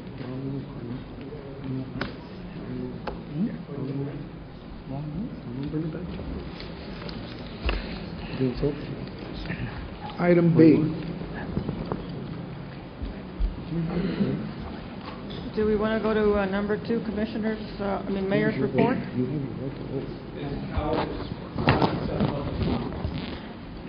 You spoke before. Item B.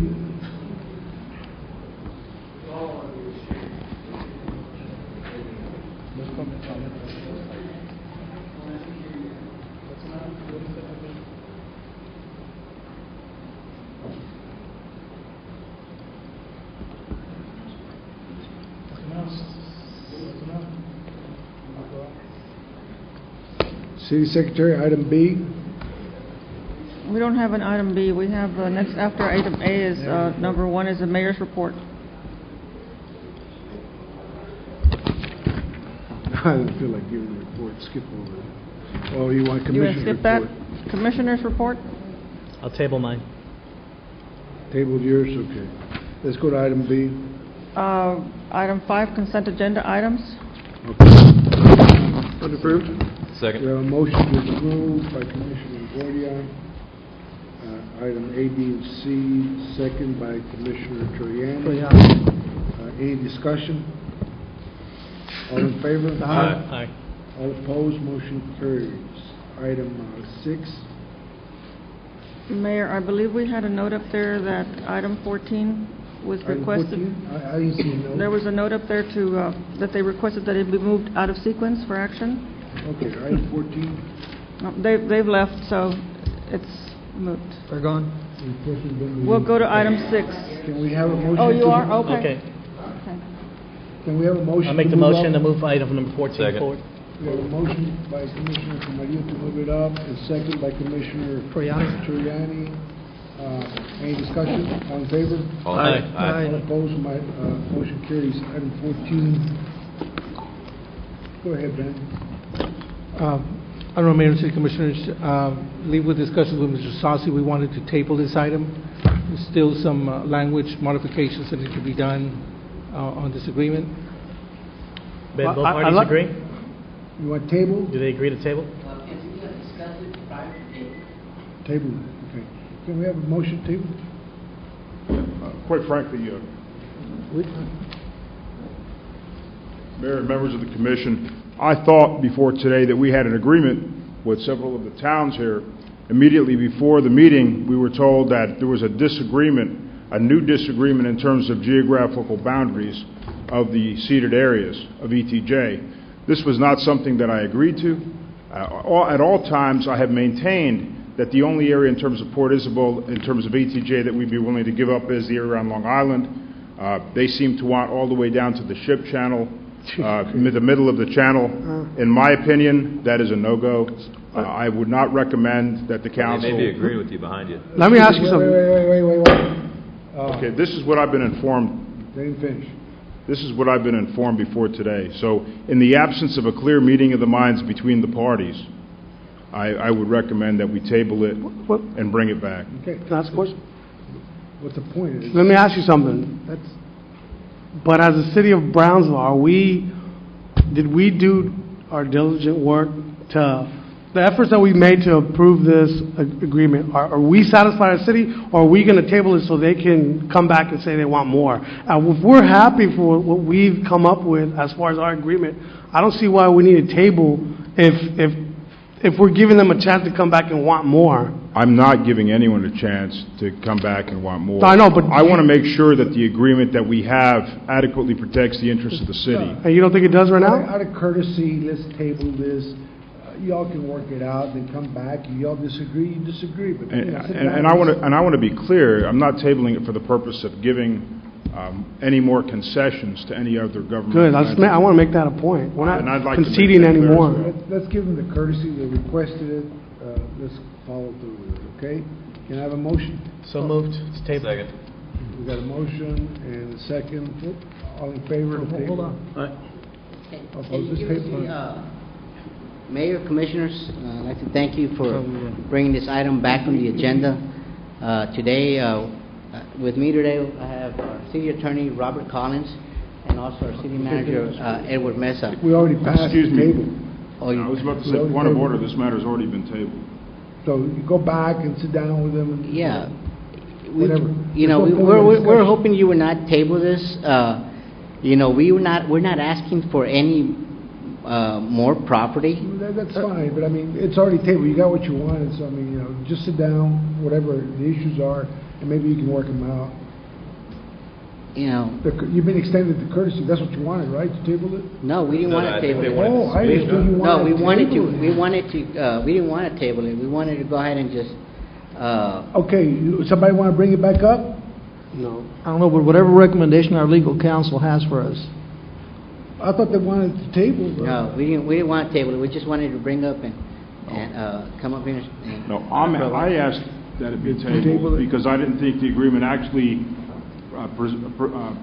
protected the interests of the city. They want to seem to negotiate it in the middle of session. What I'm asking is that the matter be tabled. So you were the one who requested the table, you know? Correct. Yeah, we don't. Was your I thought counsel? it was you. Yeah, no, we didn't. It's been tabled, and We didn't ask to table. We're here. We want to just go ahead and get this thing over with. As you know, we've been working together with y'all. What, have you? Do you all want to meet with the city attorney and come back? That's what I thought. I thought you were Doesn't matter. asking to table it if you had to table it. Are we okay with this interlocal agreement? He requested the table. He Now it's requested. been tabled. I move that So, we bring it just back. come and sit down with him. Has the interlocal agreement changed? Come back. Mr. Mayor. No, sir.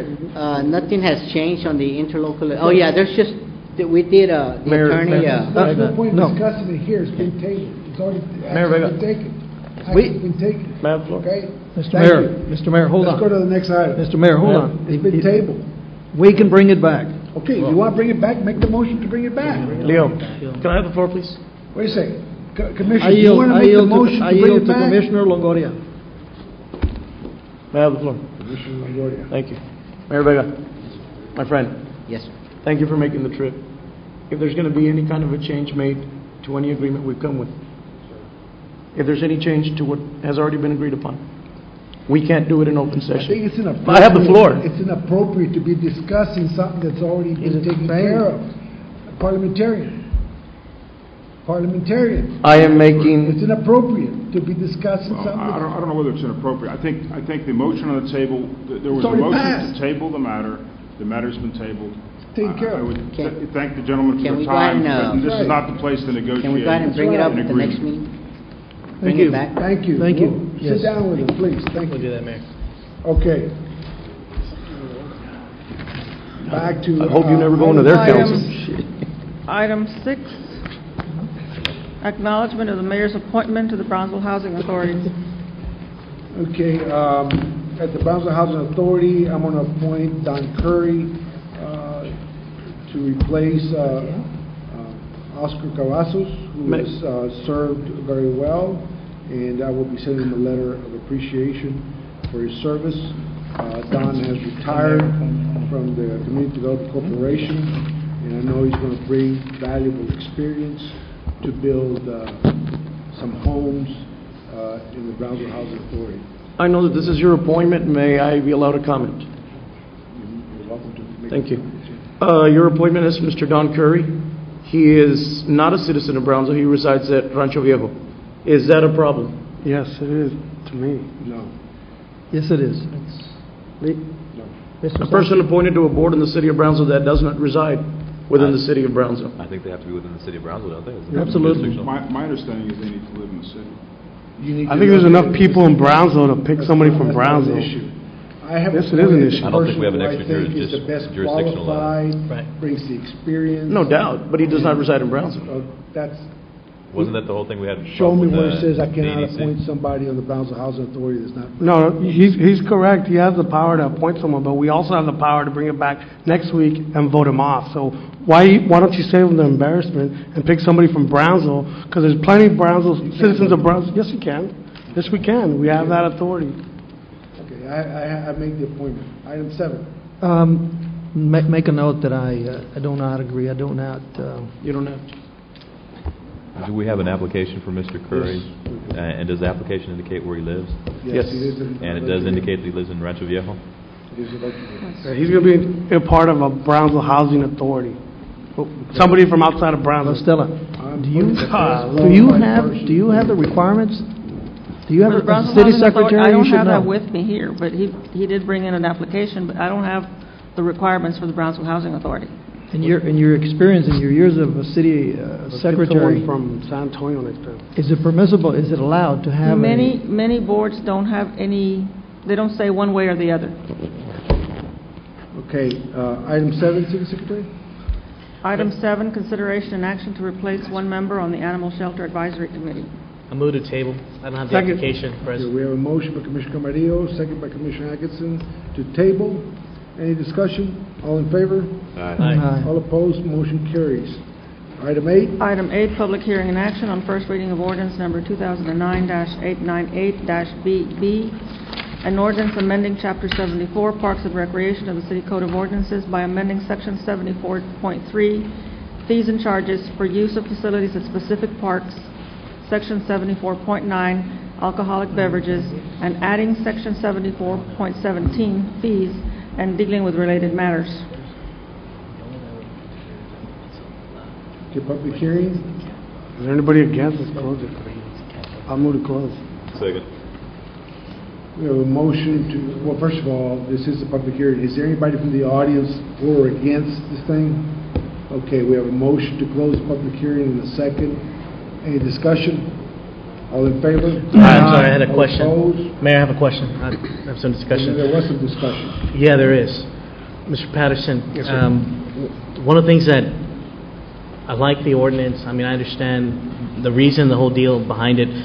I guess my only concern is, and one of the things that's not indicated in the ordinance or left as an option, is to, I hate to say regulate, but assess that leagues keep as minimal of a charge on youth that want to come and play in that league.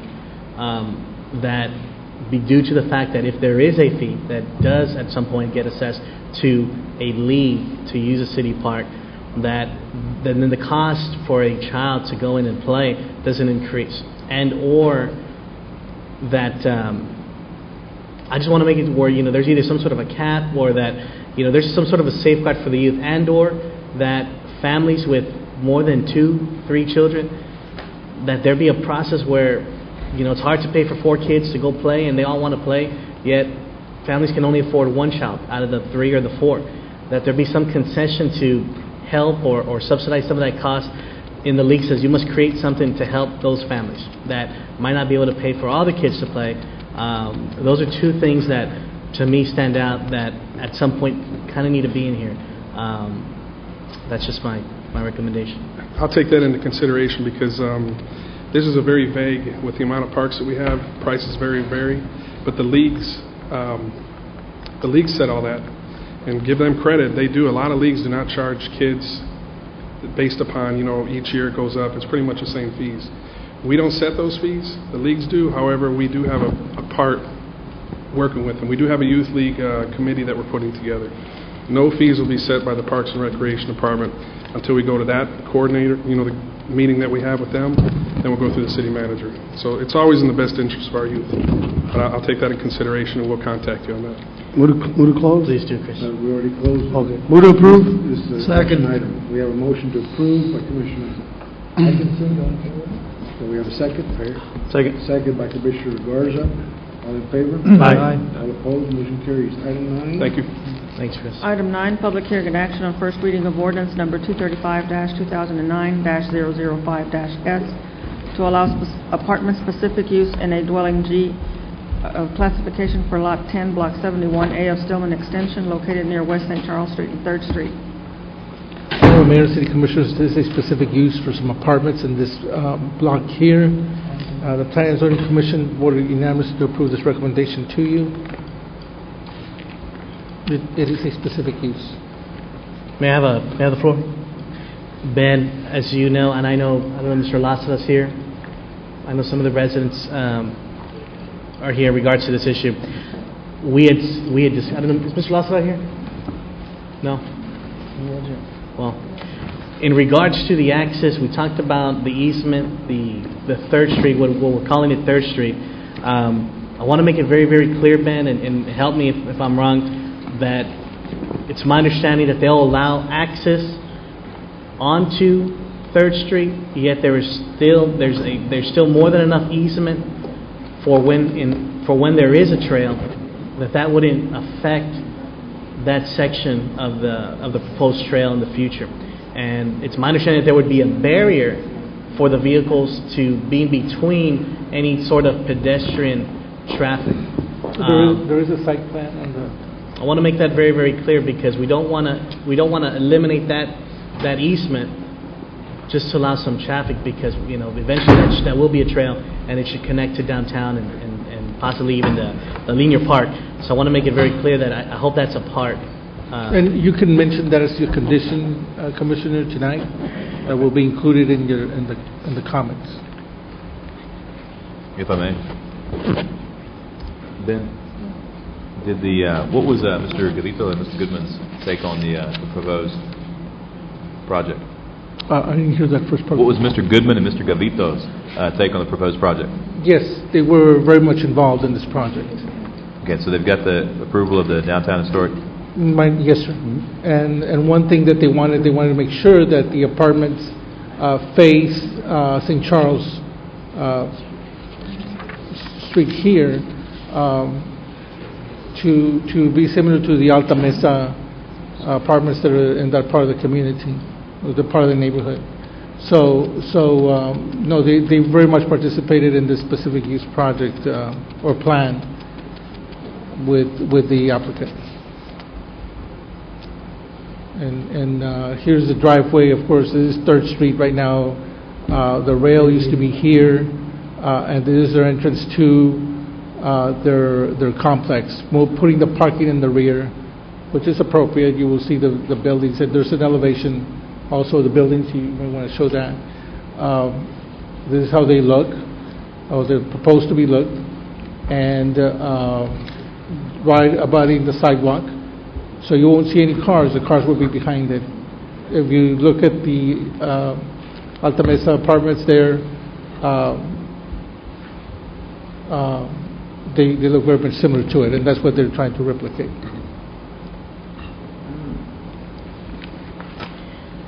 This public hearing. So, Motion to close. Motion to close. Oh, hold on, There's Mayor. a- Ms. okay. Owens would like to say a few words. I'm a neighbor. That's across the street from me. Your name, please? My name's Mary Elizabeth Holman. I live at 327 West St. Charles. That's sort of almost across the street from me. And my concern is that we are single home family dwellings on that particular part of the street. We are at the very base of where it becomes commercial and multi-family dwellings. And that's just an awful lot of people in my neighborhood. I think it's very high density for my neighborhood, and I'm very concerned. I'm happy with the design. I'm happy with the people coming in and working with us. I'm happy with the parking in back. I think 12 units on 3 lots is too many people in our neighborhood. Thank you. Thank you, Mayor and Commissioners. My name is Laurel Steinberg. I live at 613 West St. Charles Street, 3 blocks from here. And I'm also opposed to the special use zoning change for similar reasons as Mrs. Holman just expressed of the high number of units in these 3 lots. And also, I am strongly opposed to taking part of the 3rd Street right-of-way, which is a wonderful opportunity for the city to do something nice. And by chipping away at it and taking little pieces and giving it to different developments, it just won't be a nice right-of-way eventually. And also, I don't think it's nice for this development to have an entrance off of something that's not a road. 3rd Street at this time is not a road. I think they should have a proper entrance from St. Charles Street, and then they would have fewer units, maybe 8, and that would be just right for the neighborhood. And then you wouldn't have to take anything from the 3rd Street right-of-way. Thank you. Anybody else here for or against? Is the owner or the developer contractor here on behalf of the owner? You know, we have Mr. Lassiter here. Mr. Lassiter, please come up. And, you know, when we spoke a while back in regards to the easement that we are allowing this development to have on 3rd Street, Right. it's my understanding that, and again, I'm not that we want to take away from the prospect, the future of the trail, but it's such a limited amount of space that, you know, to allow the development, it wouldn't negate what's currently there in terms of, God willing, a trail. Well, no, the trail can coexist with that. I mean, I believe there's like 40 feet of right-of-way. The maximum width of the trail will be like 10 feet, so these still 30 feet to build whatever. If they want to build a 20-foot driveway, they would still leave 10 feet between them. And from my indication from the developer, he said he's willing to put some type of barrier that would protect pedestrians in the event, you know, if the trail ever goes in there. So trails are approximately 10 feet. Yeah, 10 like feet wide. 10 feet wide. The trail that we have currently right now, that's linear park, is only 10 feet wide. That's typical. That's a typical width. Some trails are 8. Typically, it's between 8 and 10 feet wide. Okay. Thank you, Mr. Lester. Any further discussion? Can we have a motion to close the public hearing? Move to close. Second. Motion closed by Commissioner Camarillo, second by Commissioner Atkinson. All in favor? Aye. All opposed, motion carries. This is an action item. Move to approve. Second. We have a motion to approve by Commissioner Longoria, second by Commissioner Atkinson. All in favor? Aye. All opposed? Nay. You got 2 nays, City Secretary? Who's the other name? Mr. Triani? Okay. Item 11? Item 10, Item 10, I'm sorry. public hearing and action on first reading of ordinance number 235-2009-018-S to allow a residential zero-side setback on a required 5 feet setback for lots 1 through 6, Block 2 of Alta Mesa duplex subdivision located near Topo Chico Circle and Jag Drive. This is public hearing. This is public hearing. In this particular case, the applicant wants to have a zero lot line to build some townhomes. He has some duplexes on the property, and the center part of the parcel is he want to have a zero lot line to have 3. Why are you allowing that? Why are you allowing this? There's a site plan.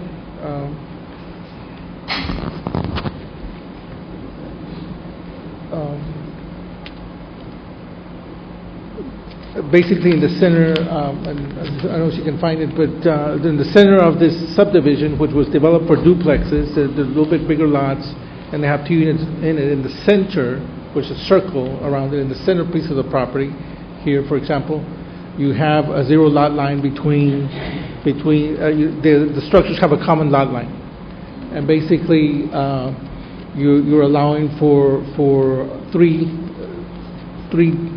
duplexes on the particular site. This is like a PUD. And you see there's duplexes around. This is not Alta Mesa. There's duplexes around here, Mayor, and in the center piece of the property, instead of having cars backing up into into the circle here, you would have plenty of property so cars can park, and then you have your sidewalks in here. So it's a little bit of more dense development, but it's sharing the common lot line, the common wall. I just think we should have more green spaces. I just don't understand why you're allowing that, or why the zoning was allowed for duplexes at that density. You wanted to say something? Mayor?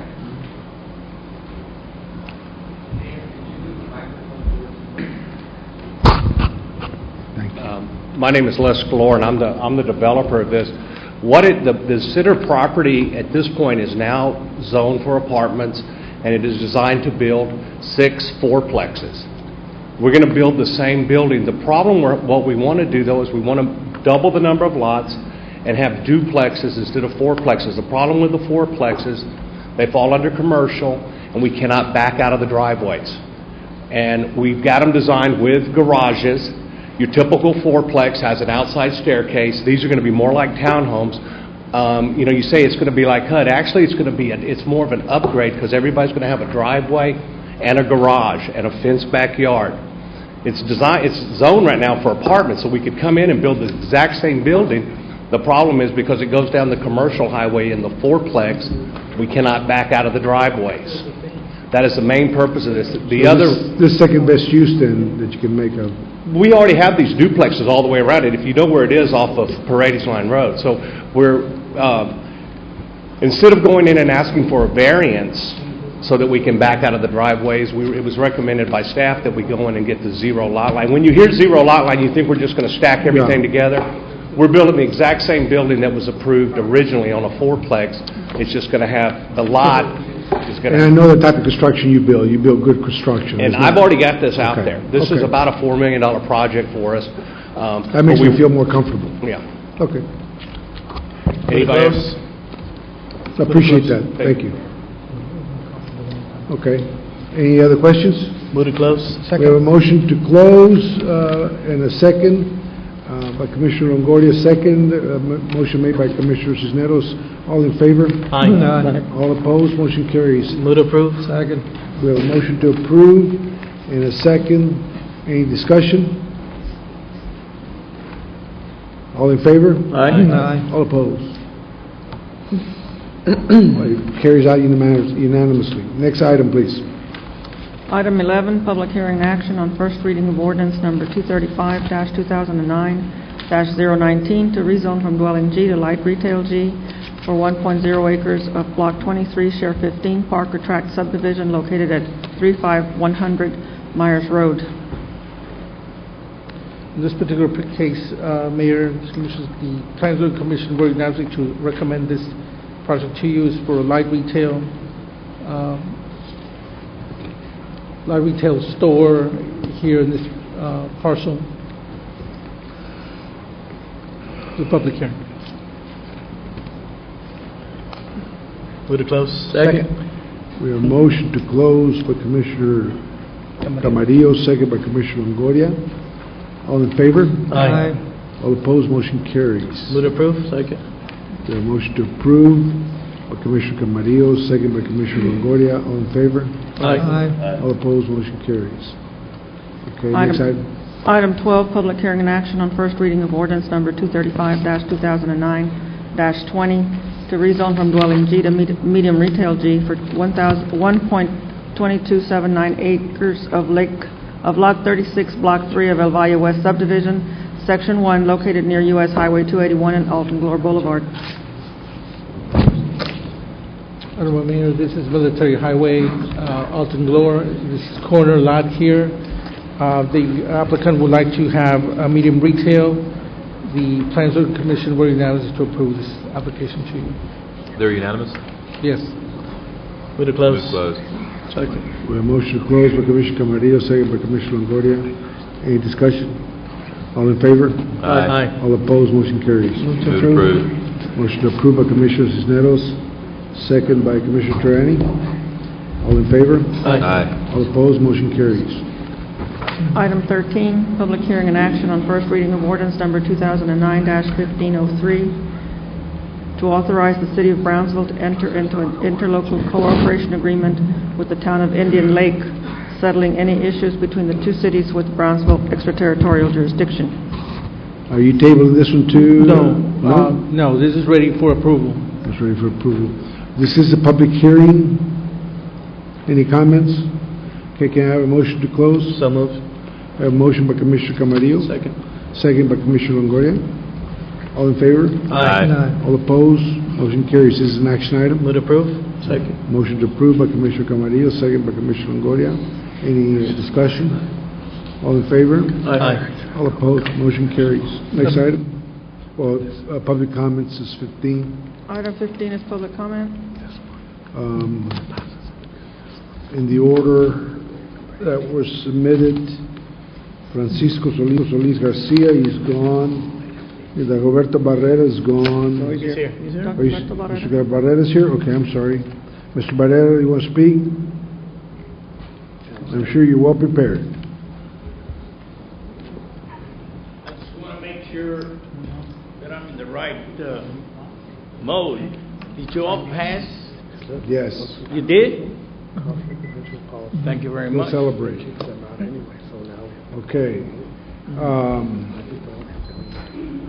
J. Johnson Castro, He left. public comments. Then Mary Wood Ferguson.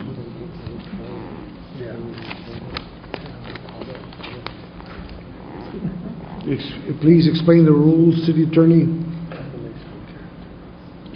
No attacks against anyone. This is Explain public the comment, rules. limited to 3 minutes. There won't be any personal attacks on any of the commissioners or on the mayor, although you can talk about the issues generally. J. Johnson Castro, And we cannot respond. That's fine. Executive Director, Rio Grande International Study Center, Laredo Community College, and founder president of Border Ambassadors. I'm shocked, I'm appalled. I've been before many a council before, but I've never had a council who would deny the public the opportunity to express themselves on something as crucial as this. Didn't you do that already last time you were here? Out of order. You did Out of that. order. You had your Commissioner, public you're out of hearing. order. You had your- you had Commissioner, your- you're out of order. He's saying false.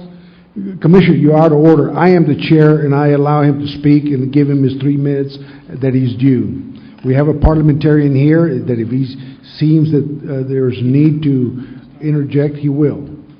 Let him do his job, and let the public give the If you've got a public problem with me, speaker we'll do it courtesy to privately. speak. We'll speak Oh, man I to just man. don't want you to, I want Man you to to man, tell. privately. Stop. Don't. It's not to Don't be mislead personal. the public. It's not to be personal. Be professional. Don't mislead the You're a public. commissioner. Allow him the courtesy to speak in these chambers that belong to the citizens of Brownsville. And he is a citizen, and he has a right to speak. Whatever, if you agree or disagree, Well, and it's irrelevant. And I'd add, Merritt, I'd ask that he not direct any comments specifically at any of the commissioners individually. I will respect that, sir. Thank you. I don't think he directed to any specific. Oh, he's calling all of us. He's addressing the Go city ahead, sir. commission. Go ahead. Please address me, the chair. if you like. Brownsville has been a victim for a long time. Well, it goes all the way back to 1848. On a pretext, this community was assaulted by the federal government of the United States to launch a religious campaign. And we know about that campaign. In 2006, Brownsville again became a victim. And y'all are complicit with the victimization of this city. I know of no other city on the entire U.S.-Mexico border, and I've traversed the whole thing, where the city becomes the builder of the very wall that the citizens have opposed. And you would use the taxpayers' money to build a wall that the citizens of the city does not want. That's like being complicit with the Iraq War on a pretext. That's like being complicit with torture on a pretext. Y'all have participated in an assault on this community. I didn't come here to lecture you. I came here actually to appeal to you, but you allowed no chance. And I'm not a citizen of this city. I'm a citizen fronteriza, un ciudadano fronterizo. This is our community. And whatever happens here affects the rest of our community all the way across to San Diego, especially on the Texas-Mexico border where the Rio Grande is our common element.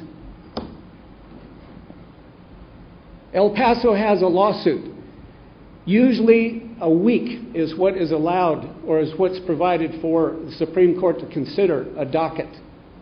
They have been considering it now for upwards of 2 months to whether to put it on the constitutionality of this very Secure Fence Act. Thank you. And when Chertoff waived all the laws, he waived the laws. Let me interject. I'm going to allow you 2 more minutes because he was cut off. Please continue. When Chertoff waived the laws, he waived all local and state laws. The state of Texas never stood up, but all up and down the border, elected officials have stood up. And those who didn't got the wall. Laredo doesn't have a wall. Del Rio has 2 miles of wall. But y'all are saying, we'll build the wall because somewhere down the road we might get the land back. You're cutting yourself off willingly from the Rio Grande that made you a Rio Grande city. You have become the victim as a council, and you have allowed your citizens to become a victim of another assault based on the pretext. Secure Fence Act was based on terrorism. It was not immigration. You're supposed to be the voice of the people. Thank you. Mr. Castro. Ms. Mary Wood Ferguson.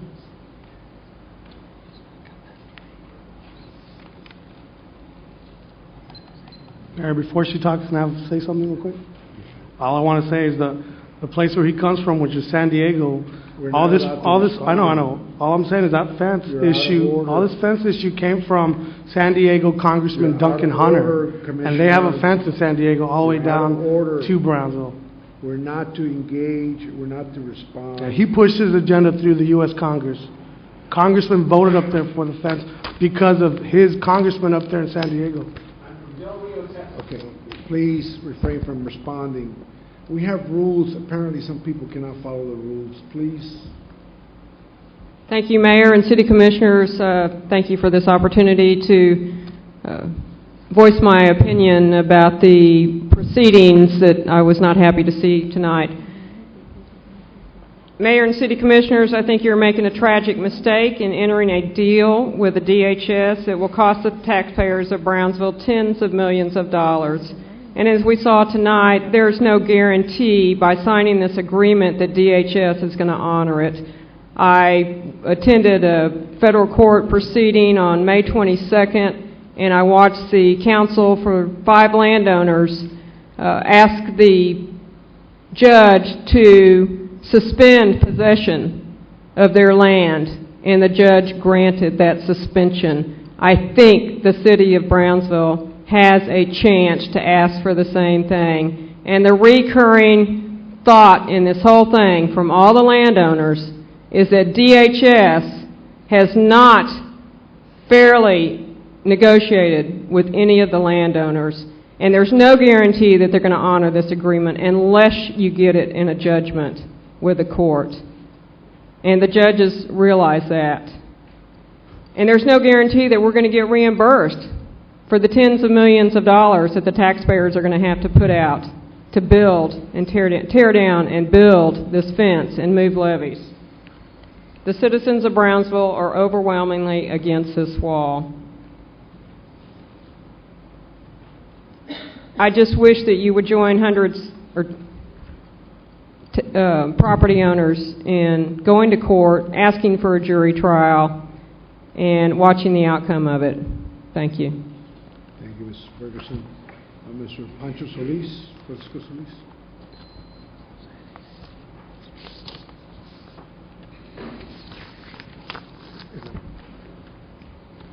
And I will repeat, no personal attacks.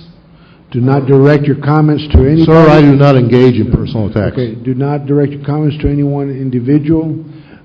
Your opinions are valid and will be heard. You got 3 minutes. I'm here, and I'm just going to address the legal issues that have been misconstrued by so-called legal experts here. The declaration of taking, action docket number 2,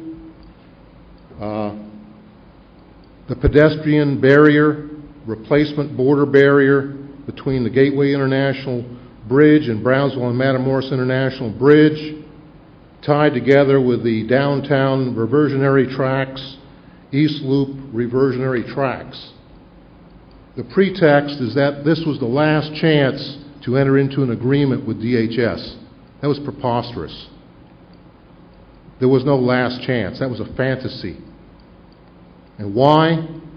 Because we could have continued, and we still may be able to continue if you rescind, all right, this ridiculous decision that has been made this evening. The statement was made by Mr. Willett that there was no time limit. That was false. And that was not the only false statement he made in public, that I am prepared to prove at whatever form before any media, hard copy or electronic. Construction of the replacement border barrier commences within 12 months of the approval. That is on page 6 of the document that I'm beginning to think many of you didn't even read in detail. Good faith negotiations. Give me a break. They haven't occurred. They're still not occurring. DHS has the upper hand on all specifications and approvals. That should tell you something. Basically, they're going to tell you what they're going to construct, and you're going to swallow it, and if you don't, too bad.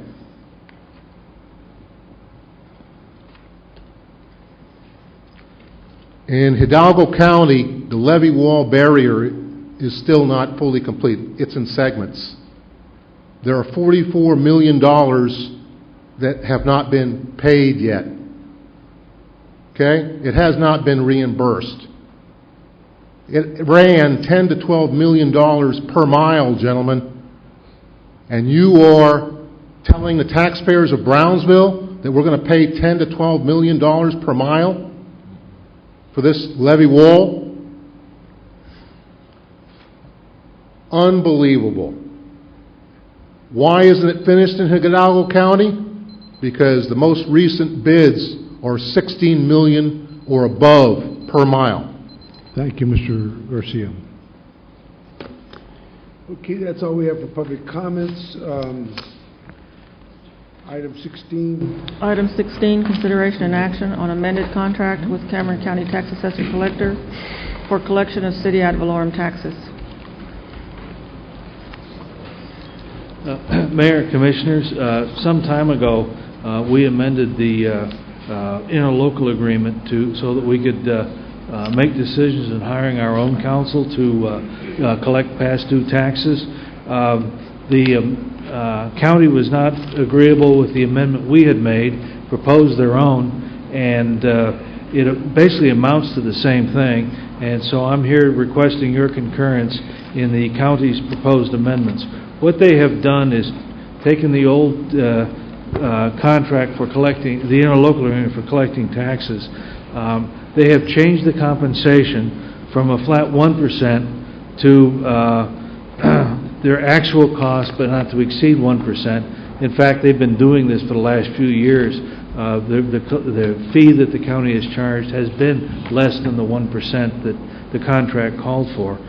In terms of delinquent taxes, what they did was the old contract had 2 paragraphs that basically said the county got to pick the delinquent tax collection attorneys for us and for the county. Those 2 paragraphs have been eliminated. So if it is the commission's wish to retain its own law firm to do collection of past due taxes, that's now permitted under the amended contract, which has been submitted for your approval. Move to approve. Second. We have a motion to approve by Commissioner Atkins, second by Commissioner Terrani. All in favor? Aye. All opposed? Motion carries. Okay, item 17. Item 17, consideration and action to adopt conflict of interest policy for outside legal representation for city and city boards. Mayor and Commissioners, several weeks ago, I think it was Commissioner Atkinson brought to my attention that we had an attorney for one of the boards, for one of the city boards, that was actually actively involved in litigation against the city. And at that time, the Commissioner, I believe it was Atkinson, asked me to look into why it is that we're hiring attorneys to representing the city that are at the same time suing the city. Right? And what that did is, over the past several weeks, at the Commissioner Atkinson's request, I've been working on a policy. Basically, it's a matter of biting the hand. What is it? Biting the hand that feeds you. We have a personnel policy for hiring outside legal counsel, which I'm asking that you adopt. It's not the hand that feeds him, it's the hand that he uses to take away from the city. Yeah. That's the problem. We're funding attorneys to sue us. Right. All right. So the policy, and I can read it very quickly. Number one, all outside legal counsel hired to provide legal services for the city or any city board should be able to demonstrate competence in the areas of representation of Texas municipalities. Demonstrated competence shall be in the areas of litigation, governmental immunity, the Texas Tort Claims Act, and qualified and official immunity. Two, for purpose of this policy, the term outside legal counsel shall be defined as outside attorneys who are neither employees nor officers of the city. The term should not refer to work of a legal nature which might be performed by your municipal judge, associate municipal judge, municipal court prosecutor, city attorney, or associate city attorney, for obvious reasons. Number three, all outside legal counsel shall provide independent and uncompromised judgment, counsel, work product with respect to every legal matter or contract for legal services entered into with the city of Brownsville. All contracts for outside legal counsel with the city or any city board shall be awarded only after the submission of requests for proposals for professional services as set forth in applicable provisions of the Texas Local Government Code, Chapter 252, Purchasing and Contracting Authority of Municipalities. This requirement shall not apply in a case of legal work required by the city where, in the opinion of the city manager and city attorney, outside legal counsel must be quickly retained to either defend the city from threatened litigation or to take prompt legal action which may necessarily protect the city's legal rights or interests. This policy is only directed at issues of simultaneous dual legal representation and shall not be construed to prohibit any attorney from bringing an action against the city while serving on a city board. That's a totally different thing. In this policy, what we're trying to address is the nature of dual legal representation. Number four, the city of Brownsville demands that its outside legal counsel respect the high fiduciary relationship that exists between an attorney and a client. The city will presume that any outside legal counsel who are currently or at the time of the vote to seek proposals for outside legal services suing the city or any city board to have either an actual or potential conflict of interest with their representation of the city as to any pending matter. The city will not retain as outside legal counsel any attorney whom, in the opinion of the city of Brownsville, has an actual or potential conflict of interest with the representation of city as that is defined by this policy. The city shall include a term requiring compliance with this policy in any contracts with outside legal counsel. In other words, we don't want to be hiring lawyers that are suing us at the same time. The city of Brownsville, in its sole discretion and with the exercise of reasonableness and good faith, may object to any conflict, waive any conflict, or require the outside legal counsel to remedy any conflict to Brownsville's satisfaction as a condition of Brownsville awarding or continuing to contract or award any amendment to, extension, or supplement of, or additional work under the contract for legal services. In addition to complying with the requirement of this policy, outside legal counsel shall comply with any other professional responsibilities, ethics, code of conduct, or law applicable to outside legal counsel. That's the policy that I'm asking you vote on today. I have noticed in reviewing some of the contracts that have not gone out for competitive proposals, and I'm asking that all contracts for legal services that don't deal with litigation, threaten litigation, or are immediately required, go out for competitive proposals. I've noticed that some of them actually contain terms that say the city doesn't object if this council, who we're paying, also conducts litigation against the city of Brownsville. As the city attorney, I'd like that practice to stop, and that's what I'm asking Mr. Saucy. Move to approve. Mr. Saucy. Second. Let's say an attorney filed a lawsuit 5 years ago. Is he disqualified? No. This policy would only prohibit simultaneous representation of the city and suing the city at the same time. Okay, that's great. Did you want to say something? Mr. Mayor, may I address the commission? It's an action, it's not public hearing. Can I allow him to address the commission or not? If I could, I'd like to submit. This is not a public Mr. hearing. Saucy. This isn't a public hearing, Mr. Mayor. I think the speaker's out of order. I cannot allow him to address the commission? I think if the mayor wants to, but it's not a public hearing. Yeah, but I mean, I can. I mean, on an item that's being considered, and you want to hear from the public. He's not a member of the city. But you he's can't just hear a member from of the the public. I mean, this is people's business. If the mayor wants to allow it, I will allow it. Actually, I'd like to save the city from having another lawsuit. Okay, the chair recognizes. Now they're going to sue us now. The chair recognizes the speaker. Just introduce state your name. My name is William A. Long, Jr., and I am handing you a copy of the law applicable to this very issue. Under state law,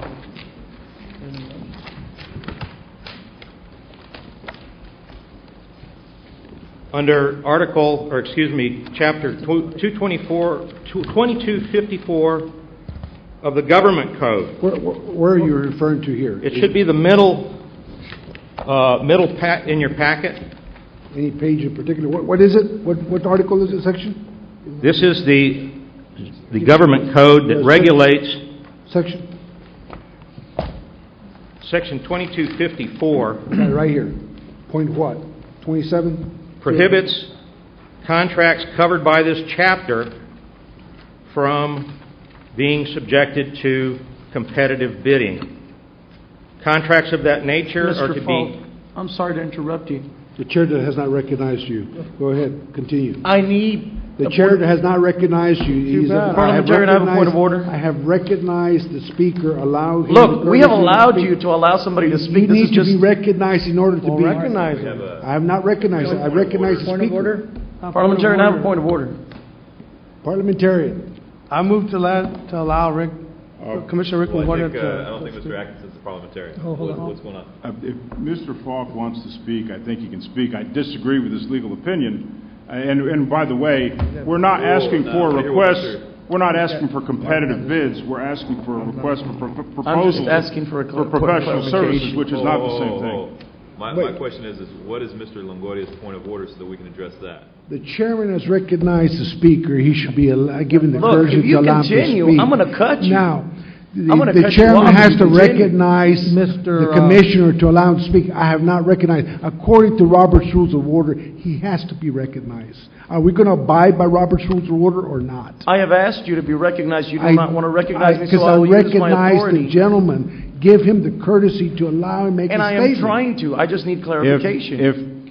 Allow him to speak and then ask If I can point the commissioner to the specific provision of the Government Code, it has a provision. What you call me? You know, Mr. Mayor... Did you call me a dumbass? Mr. Mayor... Section, if I may continue, Mr. Mayor, Section 2254.32, Mr. Mayor, which is on page 12. I am your mayor, and you should have respect for the mayor of this city. Mr. Mayor, go outside and fight your battle. Please continue. I recognize the speaker. Allow him the courtesy to speak.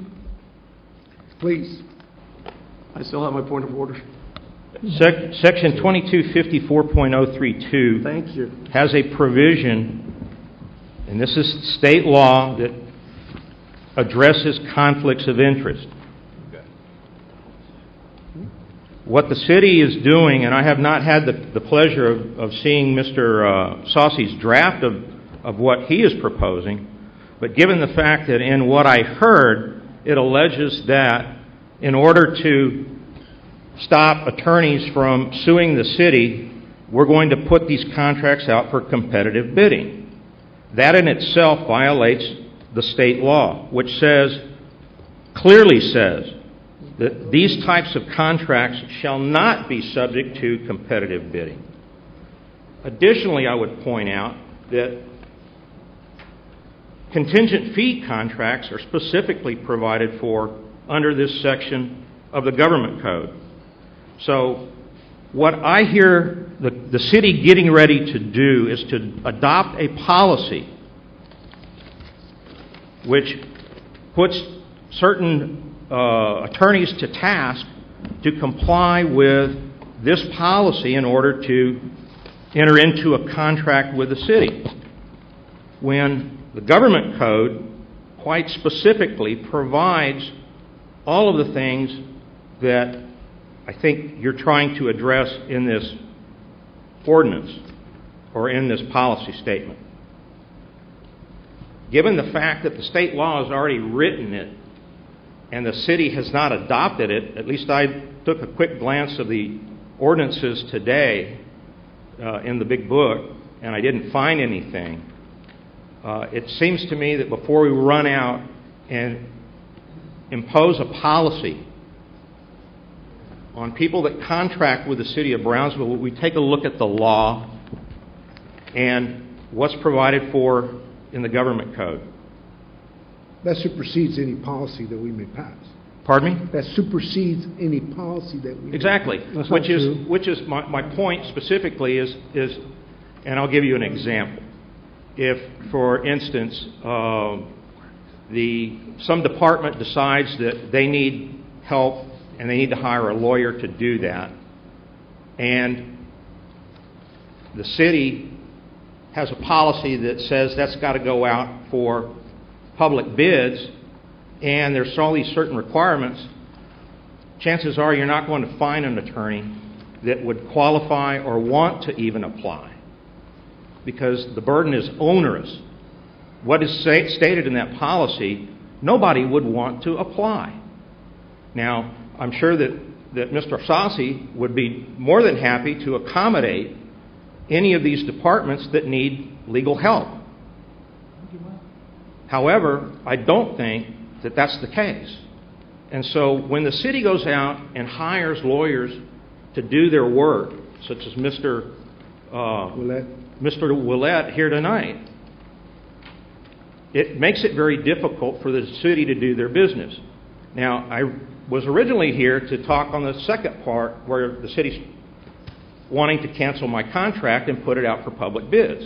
So I think I can kill two birds with one stone, because what the cancellation of that contract and submitting it to public or to competitive bidding would immediately violate this portion of the statute. How long is the contract for, Mr. Falk? Pardon me? How long is the contract for? Please wait to be recognized. Which contract? The contract that I have with the city? Yes. Can we move on? It's until it's canceled. May I address these? Look, I don't want to get into a debate why- here. Let him just make his statement, and Well- let's just let him finish, and then we'll do it. Then we'll do it. Okay, but look, if not, this is what's going to happen, Mark. You're going to have a continuous exchange, and it's going to be prolonged, and it's going to get Can heated. I call for a vote? And there's no need of that. Let Can I him call for a finish. vote? Let him finish. I'd like to call for a vote. This is not public If the hearing. commission wants me to go item by item in the statute, No, I'd be more we than want happy to call to. for a vote. There's a It's not call for a public hearing. vote. I don't It's wanna not do public- that. There's call a for a call vote. for a vote. I call It's for a not a vote. public hearing. Call for Is a there a vote. second? Thank you, Mr. Falk. We understand what you're coming Thank you. from. Thank you. Thank you, Your You Honor. made your point. You made your point. Thank you. Okay, we have a motion for a vote I got by second. Commissioner Atkinson. Do we have a second? I did. Discussion? I have a vote. You have Mr. a- Sassi, are you assuring us that all of this is compliant and the points of order? There's two things I'd like to address. All right. First of all, in regard to Mr. Falk's contract, paragraph 11, withdrawal from agreement. You may discharge us from this representation at any time. This is not a contract for time. and the city has a unilateral right to withdraw from it at any time. That's number one. Second of all, Mr. Falk kept talking about going out for requests, kept talking about going out for bids. There's a difference between going out for bids and seeking requests for proposals for professional services. I think he's mixing up the two things. I agree with him. We don't go out for bids for professional services. We seek requests for proposals for professional services. It's a different section of the government code. He's reading a different section of the government code that doesn't apply.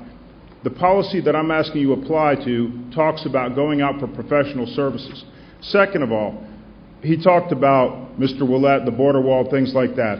In the policy that I'm proposing, there's a specific provision that states that if either the city needs to hire a counsel to defend it in a lawsuit, or because in the opinion of the city that action is immediately necessary to preserve its rights, prompt action is necessary to preserve its rights, the city can hire an attorney without going out for requests for proposals.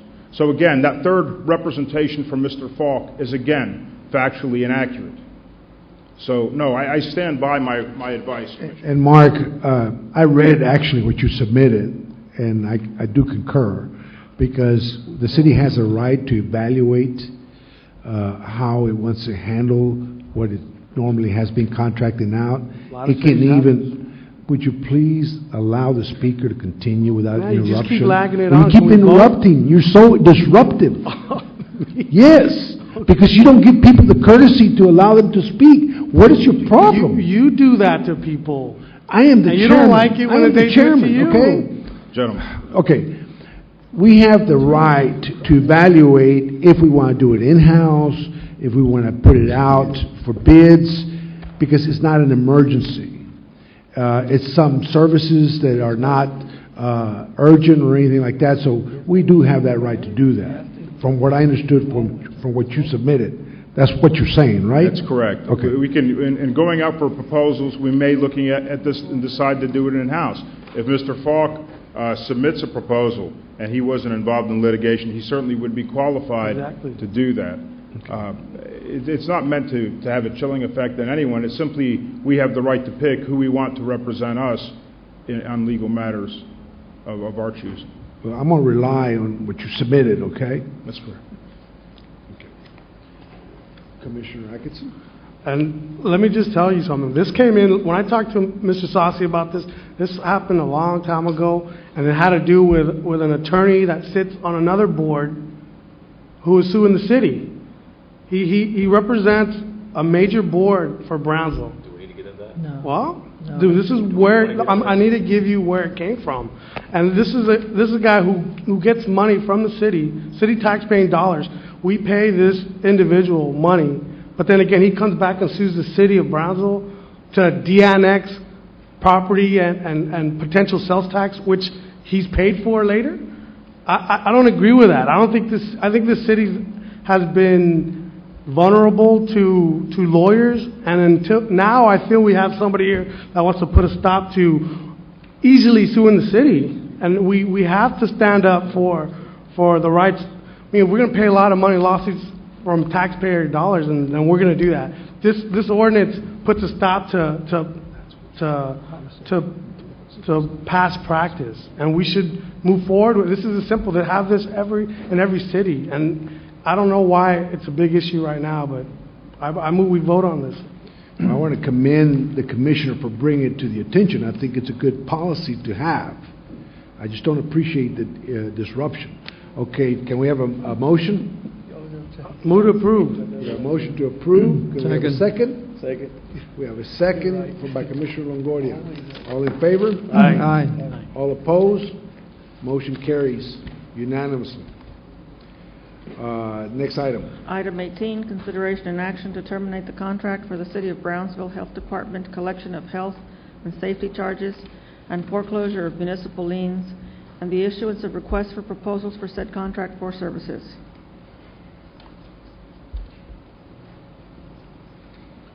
This is an action item. May I address the commission again? Is your action we're done? Is this pertinent to this item? Yes. Go ahead. Go ahead. Is this the cancellation of the contract? That's my understanding. It was brought forward by Commissioner Garza and Commissioner Atkinson. That's my understanding. Excuse me? Based on the advice of our city attorney. I'm assuming that. First off, I'd like to explain to you how I got involved in this. I used to do collection work for the city about 2 years ago when my contract was terminated. I was originally hired by City Manager Kabler at the request of the then City Attorney Jim Goza. We negotiated a contract. He felt like I was the most qualified attorney to do this job. What it entailed was taking the existing mowing land accounts that had accumulated with the city, dating all the way back as far as 1980.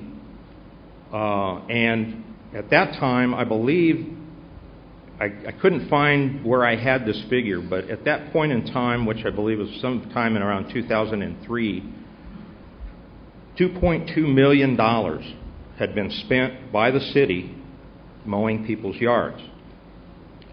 Out of that, they had collected nothing. They were collecting dribbles and drabs on a monthly basis. So this is money that comes out of the budget, $2.2 million, that needed to be collected. Mr. Goza felt like I was qualified to do that. We undertook to do that. We entered into a contingent fee arrangement, and subsequently I was terminated. During that time, I would imagine that we probably collected close to $1 million for the city. And that's over $1 million. Let him speak. And that's over a period of about 5 years. And we still continue to collect. As of today, I sent out about 96 letters for collection. 96 letters a week or a day, or? Pardon me? 96 letters a week, a day, a year? Well, given the fact that I was terminated, that process with the city sat dormant. Nobody was collecting it. I was contacted by John Chosey. Said we need to get back in the business of this thing. It's just sitting there, nothing's happening. Go ahead. I think where Chosey was wrong is not going out for proposals, even if it's for professional services. And you can't argue that, because he should have done that, and he had specific directions on how to do this. We wanted to do this in-house because it would save the citizens of Brownsville more money. It didn't get done, so he should have went out for proposals, not just give it back to you. Okay, and let me make a point. Wait a second. First of all, let me say this. Look, we can't go back and change what was done. Please understand. We can't go back and change what was acted upon, and it was acted upon, I think, in good faith, based on what was allowed and the policies or no policies, okay? We have that right, or the city has that right, to go contract somebody for special services without going for bids. What Mr. Saucy is trying to lay out here is a framework or a protocol or a procedure that considers doing that. We can waive that if we want to, okay? But this is the outline that he wants to take us in. And this does not bar you from participating, who you have more experience than anybody else. You can certainly apply to continue doing that, and they can enter into a new agreement. I think he just wants to set a procedure. Exactly. Okay? Now, Mr. Willett was not hired under these procedures either. It never came before the city commission. And I disagreed with the way he was hired, but that's the way it was allowed. In the future, though, it would allow us to all of us have a voice in who or to waive the right to go through those policies and those procedures. You see what I'm saying? So it's not against you personally. No, it is. I take it that way. Am I right? It's not against anyone personally, Your Honor. I mean, Mayor, what we want to do is we want to establish fair and open opportunity for other attorneys who, you know, and you'll have that opportunity. Mr. Fox talked about $2.2 million in contingent fees to give other attorneys in the community the opportunity to submit requests for proposals for professional services so the city can get the best value. And if Mr. Falk wants to submit an application, he can just like anybody else. So it's not against anyone per se. Yeah, this is similar to the tax collection. Correct. It's very similar. And so we got a new attorney. He's coming up with this idea at the behest of our city commissioner, which I think is a good idea. I don't like the guy, but I don't have to appreciate a good idea. Thank you, Mayor. Okay? Well, that's true. I mean, but I appreciate him bringing good ideas to the table, and I welcome that, okay? If I can But explain... you're not barred from participating In the process. Let me address to you the specific problem that I perceive has brought this to a head. There is presently litigation pending where I am representing my brother-in-law against the city of Brownsville. And I don't think there's any secret about it. This goes back to a zoning case. I'm assuming... That's not a... That's All right. not- Again, it does. hang on. Point of order. We need to move on. Mr. Mayor. Let's not go there. This was disclosed. Excuse me. Mr. Paul, Mr. Mayor, I'm going to object as a point of order to council having I already discussions. did that. You don't need to do that. I already did Right. that. I'm not going to talk about it. Look, Mr. Falk. you made your point, okay? And I respect you, and I welcome you to participate, and I respect my colleagues here. I may disagree with them also. But look, we have already passed a policy. Right. Okay, so it's done.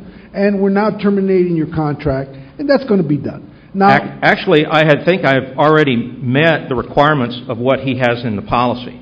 okay, but in this agreement. But that's our option, to terminate the contract and reapply. Is it not? Can we call for a Is it not, city attorney? I don't understand the question. It's our option to terminate the contract. The city has the unilateral right to terminate the contract and then just anytime it sees open it fit. up for bids or proposals, what you want to do. That's That's correct. Okay, thank you, Mr. Paul. Actually, I don't think I've gotten my 30 days notice. Well, I move, We will comply The with any motion can ask requirements. for 30 days, give him 30 Okay, days. we will notice. comply, let the attorney speak. We will comply with any requirements, right? Of course. Okay. may I, Mr. Mayor? I make a motion that that the city of Brownsville give Mr. Renfro, Mr. Falk. law firm notice of intention to withdraw from the contract for collection of health and safety charges and foreclosure of municipal liens, and that the city issue a request for proposal for professional services for the contract. I second it.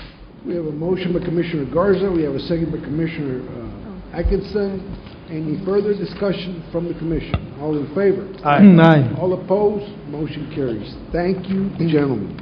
Next item. Item 19, consideration and action to authorize the renaming of Alton Glory Trail Park. Mayor, as heard in the presentation earlier today, I want to thank Betty Hagee and her group for all the things that they've done for the park, the Alton Glory Trail Park, and with that, I'd like to follow the Parks and Recreation's lead on the actual renaming of Alton Glory Trail Park to read Monte Bella Mountain Bike Trails Park. I'll second that. We have a motion by Commissioner Camarillo, second by Commissioner Cisneros, to rename the Monte what? Monte Bella Mountain Bike Trails Park. Okay. Any discussion? All in favor? Aye. All opposed? Motion carries. Mayor, may I make a comment? Mr. Saucy, what you were handed, would you like for me to reopen 18 and put that into the record? No, actually, this is something that involves the litigation in the Ruiz case, just another legal matter. Not a problem. And Sorry there's about that. nothing inappropriate. Thank you. Next item, please. Item 20, consideration and action on resolution number 2009-039 to authorize the city manager to apply for the 2009 American Recovery and Investment Act Edward Byrne Memorial Justice Assistance Grant Formula Program, grant number 22248-01 from the Office of the Governor, Criminal Justice Division for fiscal year 2010 for the amount of $1,219,900. Mayor's members, members of the City Commission, good evening. On this grant that we're applying, there is no cash match by the city. Basically, there's $1.7 million out there for the counties of Hidalgo and Cameron to apply. We're trying to get already communications upgraded here for the next several years. We may not get all this amount, but it's a start, whatever we get. Sounds like a good deal. The mayor recognizes Commissioner Cisneros, motion. Second. Second by Commissioner Camarillo. Any discussion? Thank you, Chief. Good work, Chief. Any discussion? All in favor? Aye. All opposed, motion carries. Thank you. Thank you, Chief. Item 21. Item 21, consideration and action to award a contract to conduct the MPO-sponsored Cameron County Hazardous Cargo Route Study. Honorable Mayor, City Commissioners, staff recommendation is to award a contract to conduct the Cameron County Hazardous Cargo Route study for the Brownsville MPO to Alliance Transportation Group, Incorporated of Austin, Texas, for a maximum amount payable under this contract not to exceed $124,993. This contract shall commence upon approval by City Commission and shall expire May 31st, 2010. Move to approve. Hold on. Money is in place. You want to continue? Second. Okay. Motion to approve by Commissioner Atkinson, second by Commissioner Cisneros. Any discussion? I have a question. Mr. Luna. Yes, sir. This is $125,000? For this study? $125,000. Yeah. Yes. What's Imagine Brownsville doing about are they contributing to this? Let me have. Or are we going to do the study and then give it to Imagine Brownsville so they can put it in their package? Can I please have Mark? In addition to the $1 million that we're going to pay them. Brownsville's share will be 60% roughly. The Harlingen San Benito MPO will pay 40% of the cost. We have an interlocal agreement that this City Commission and which is the fiscal agent for Brownsville MPO, and the City of Harlingen agreed to back in November. This commission approved, so we have a legal document between the two fiscal agents of the two MPOs. The rural areas will also be covered, the areas outside of both MPOs, Padre Island and Port Isabel. And we specifically, when we negotiated this contract, we asked the vendor, the firm, that we want to have one of our public meetings in that part of the county so that those folks who are not normally part of the MPO, either MPO actually, that they know that this study covers the entire county. And the funding, Mr. Lund, where is it coming from? The funding? The funding is all federal monies. Okay, so So so I want to make it so clear all that the reimbursement this is not from the City of There will be Brownsville. no cost to the City And of in Brownsville. fact, this would help Imagine Brownsville, and they won't take any additional cost, correct? This is going to help towards Imagine Brownsville, correct? Correct. Yeah. Thank you. We have a motion and a second. Is there any further discussion? Can we have a vote on this? All in favor? Aye. All opposed, motion carries. Before we leave, this is Commissioner Garza's last meeting. I personally want to thank him for his service to the city. Thank you. We don't have to agree, but anybody that goes out and tries to serve his community should be commended. And we wish you the very best, Commissioner. Thank you very much. And perhaps, City Secretary, you could put some kind of recognition for the next meeting for his service, either a proclamation or certificate for Commissioner Garza. I would like to be here for the next meeting, and we'll have a proclamation for you as you exit and as the new Thank you very much. commissioner comes in. All right. So we Mayor, wish you very well. Mayor, may I just say a few words? Again, Commissioner, it's been a pleasure to serve with you. Thank you. I hadn't known you before till you got to the commission, and it's been quite an experience. We've traveled together. You know, we've worked on different issues side by side. So I want to thank you for your efforts serving the community. You've done a real good job, and it's been a pleasure to know you, and I hope we can continue our friendship in the future. Thank you very much, Thank you. Commissioner. I just want to say thank you, Leo, for all your hard work and what you've given to this community. And whenever I've called you on certain issues, I know you've made every effort to work with us and continue to make Brownsville a better place. So thank you very much. Thank you. Thank you, Leo. Thank you. Mr. Garza, I'm going to wish you well. I'm going to miss you, man. This guy's been my right-hand man for a while. And wherever you may go, I hope God watches over you. You're a great man. You're like a father figure to me. And Thank you. You're a good, humble person, and Brownsville needs more people like you. Thank you very much, Commissioner Atkinson. Yeah, thanks. Thank you very Ladies much, and gentlemen, Commissioner. this is not a wake. He's still alive. He's still alive. Commissioner,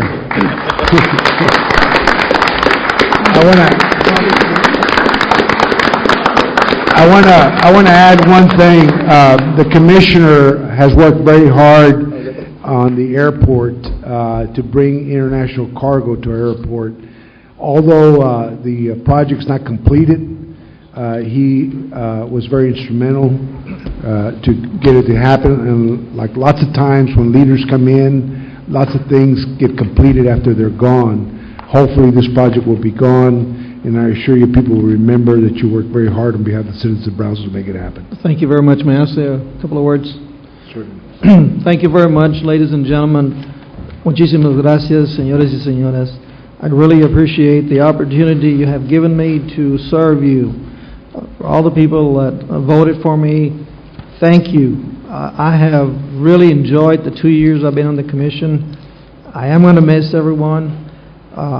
Yes, we've had some differences of opinion, but that's the way it is. And I really want to thank also the staff, Mr. Kabler, City Attorney, Assistant City Attorney, Pete Gonzalez, all the directors, chiefs, thank you very much.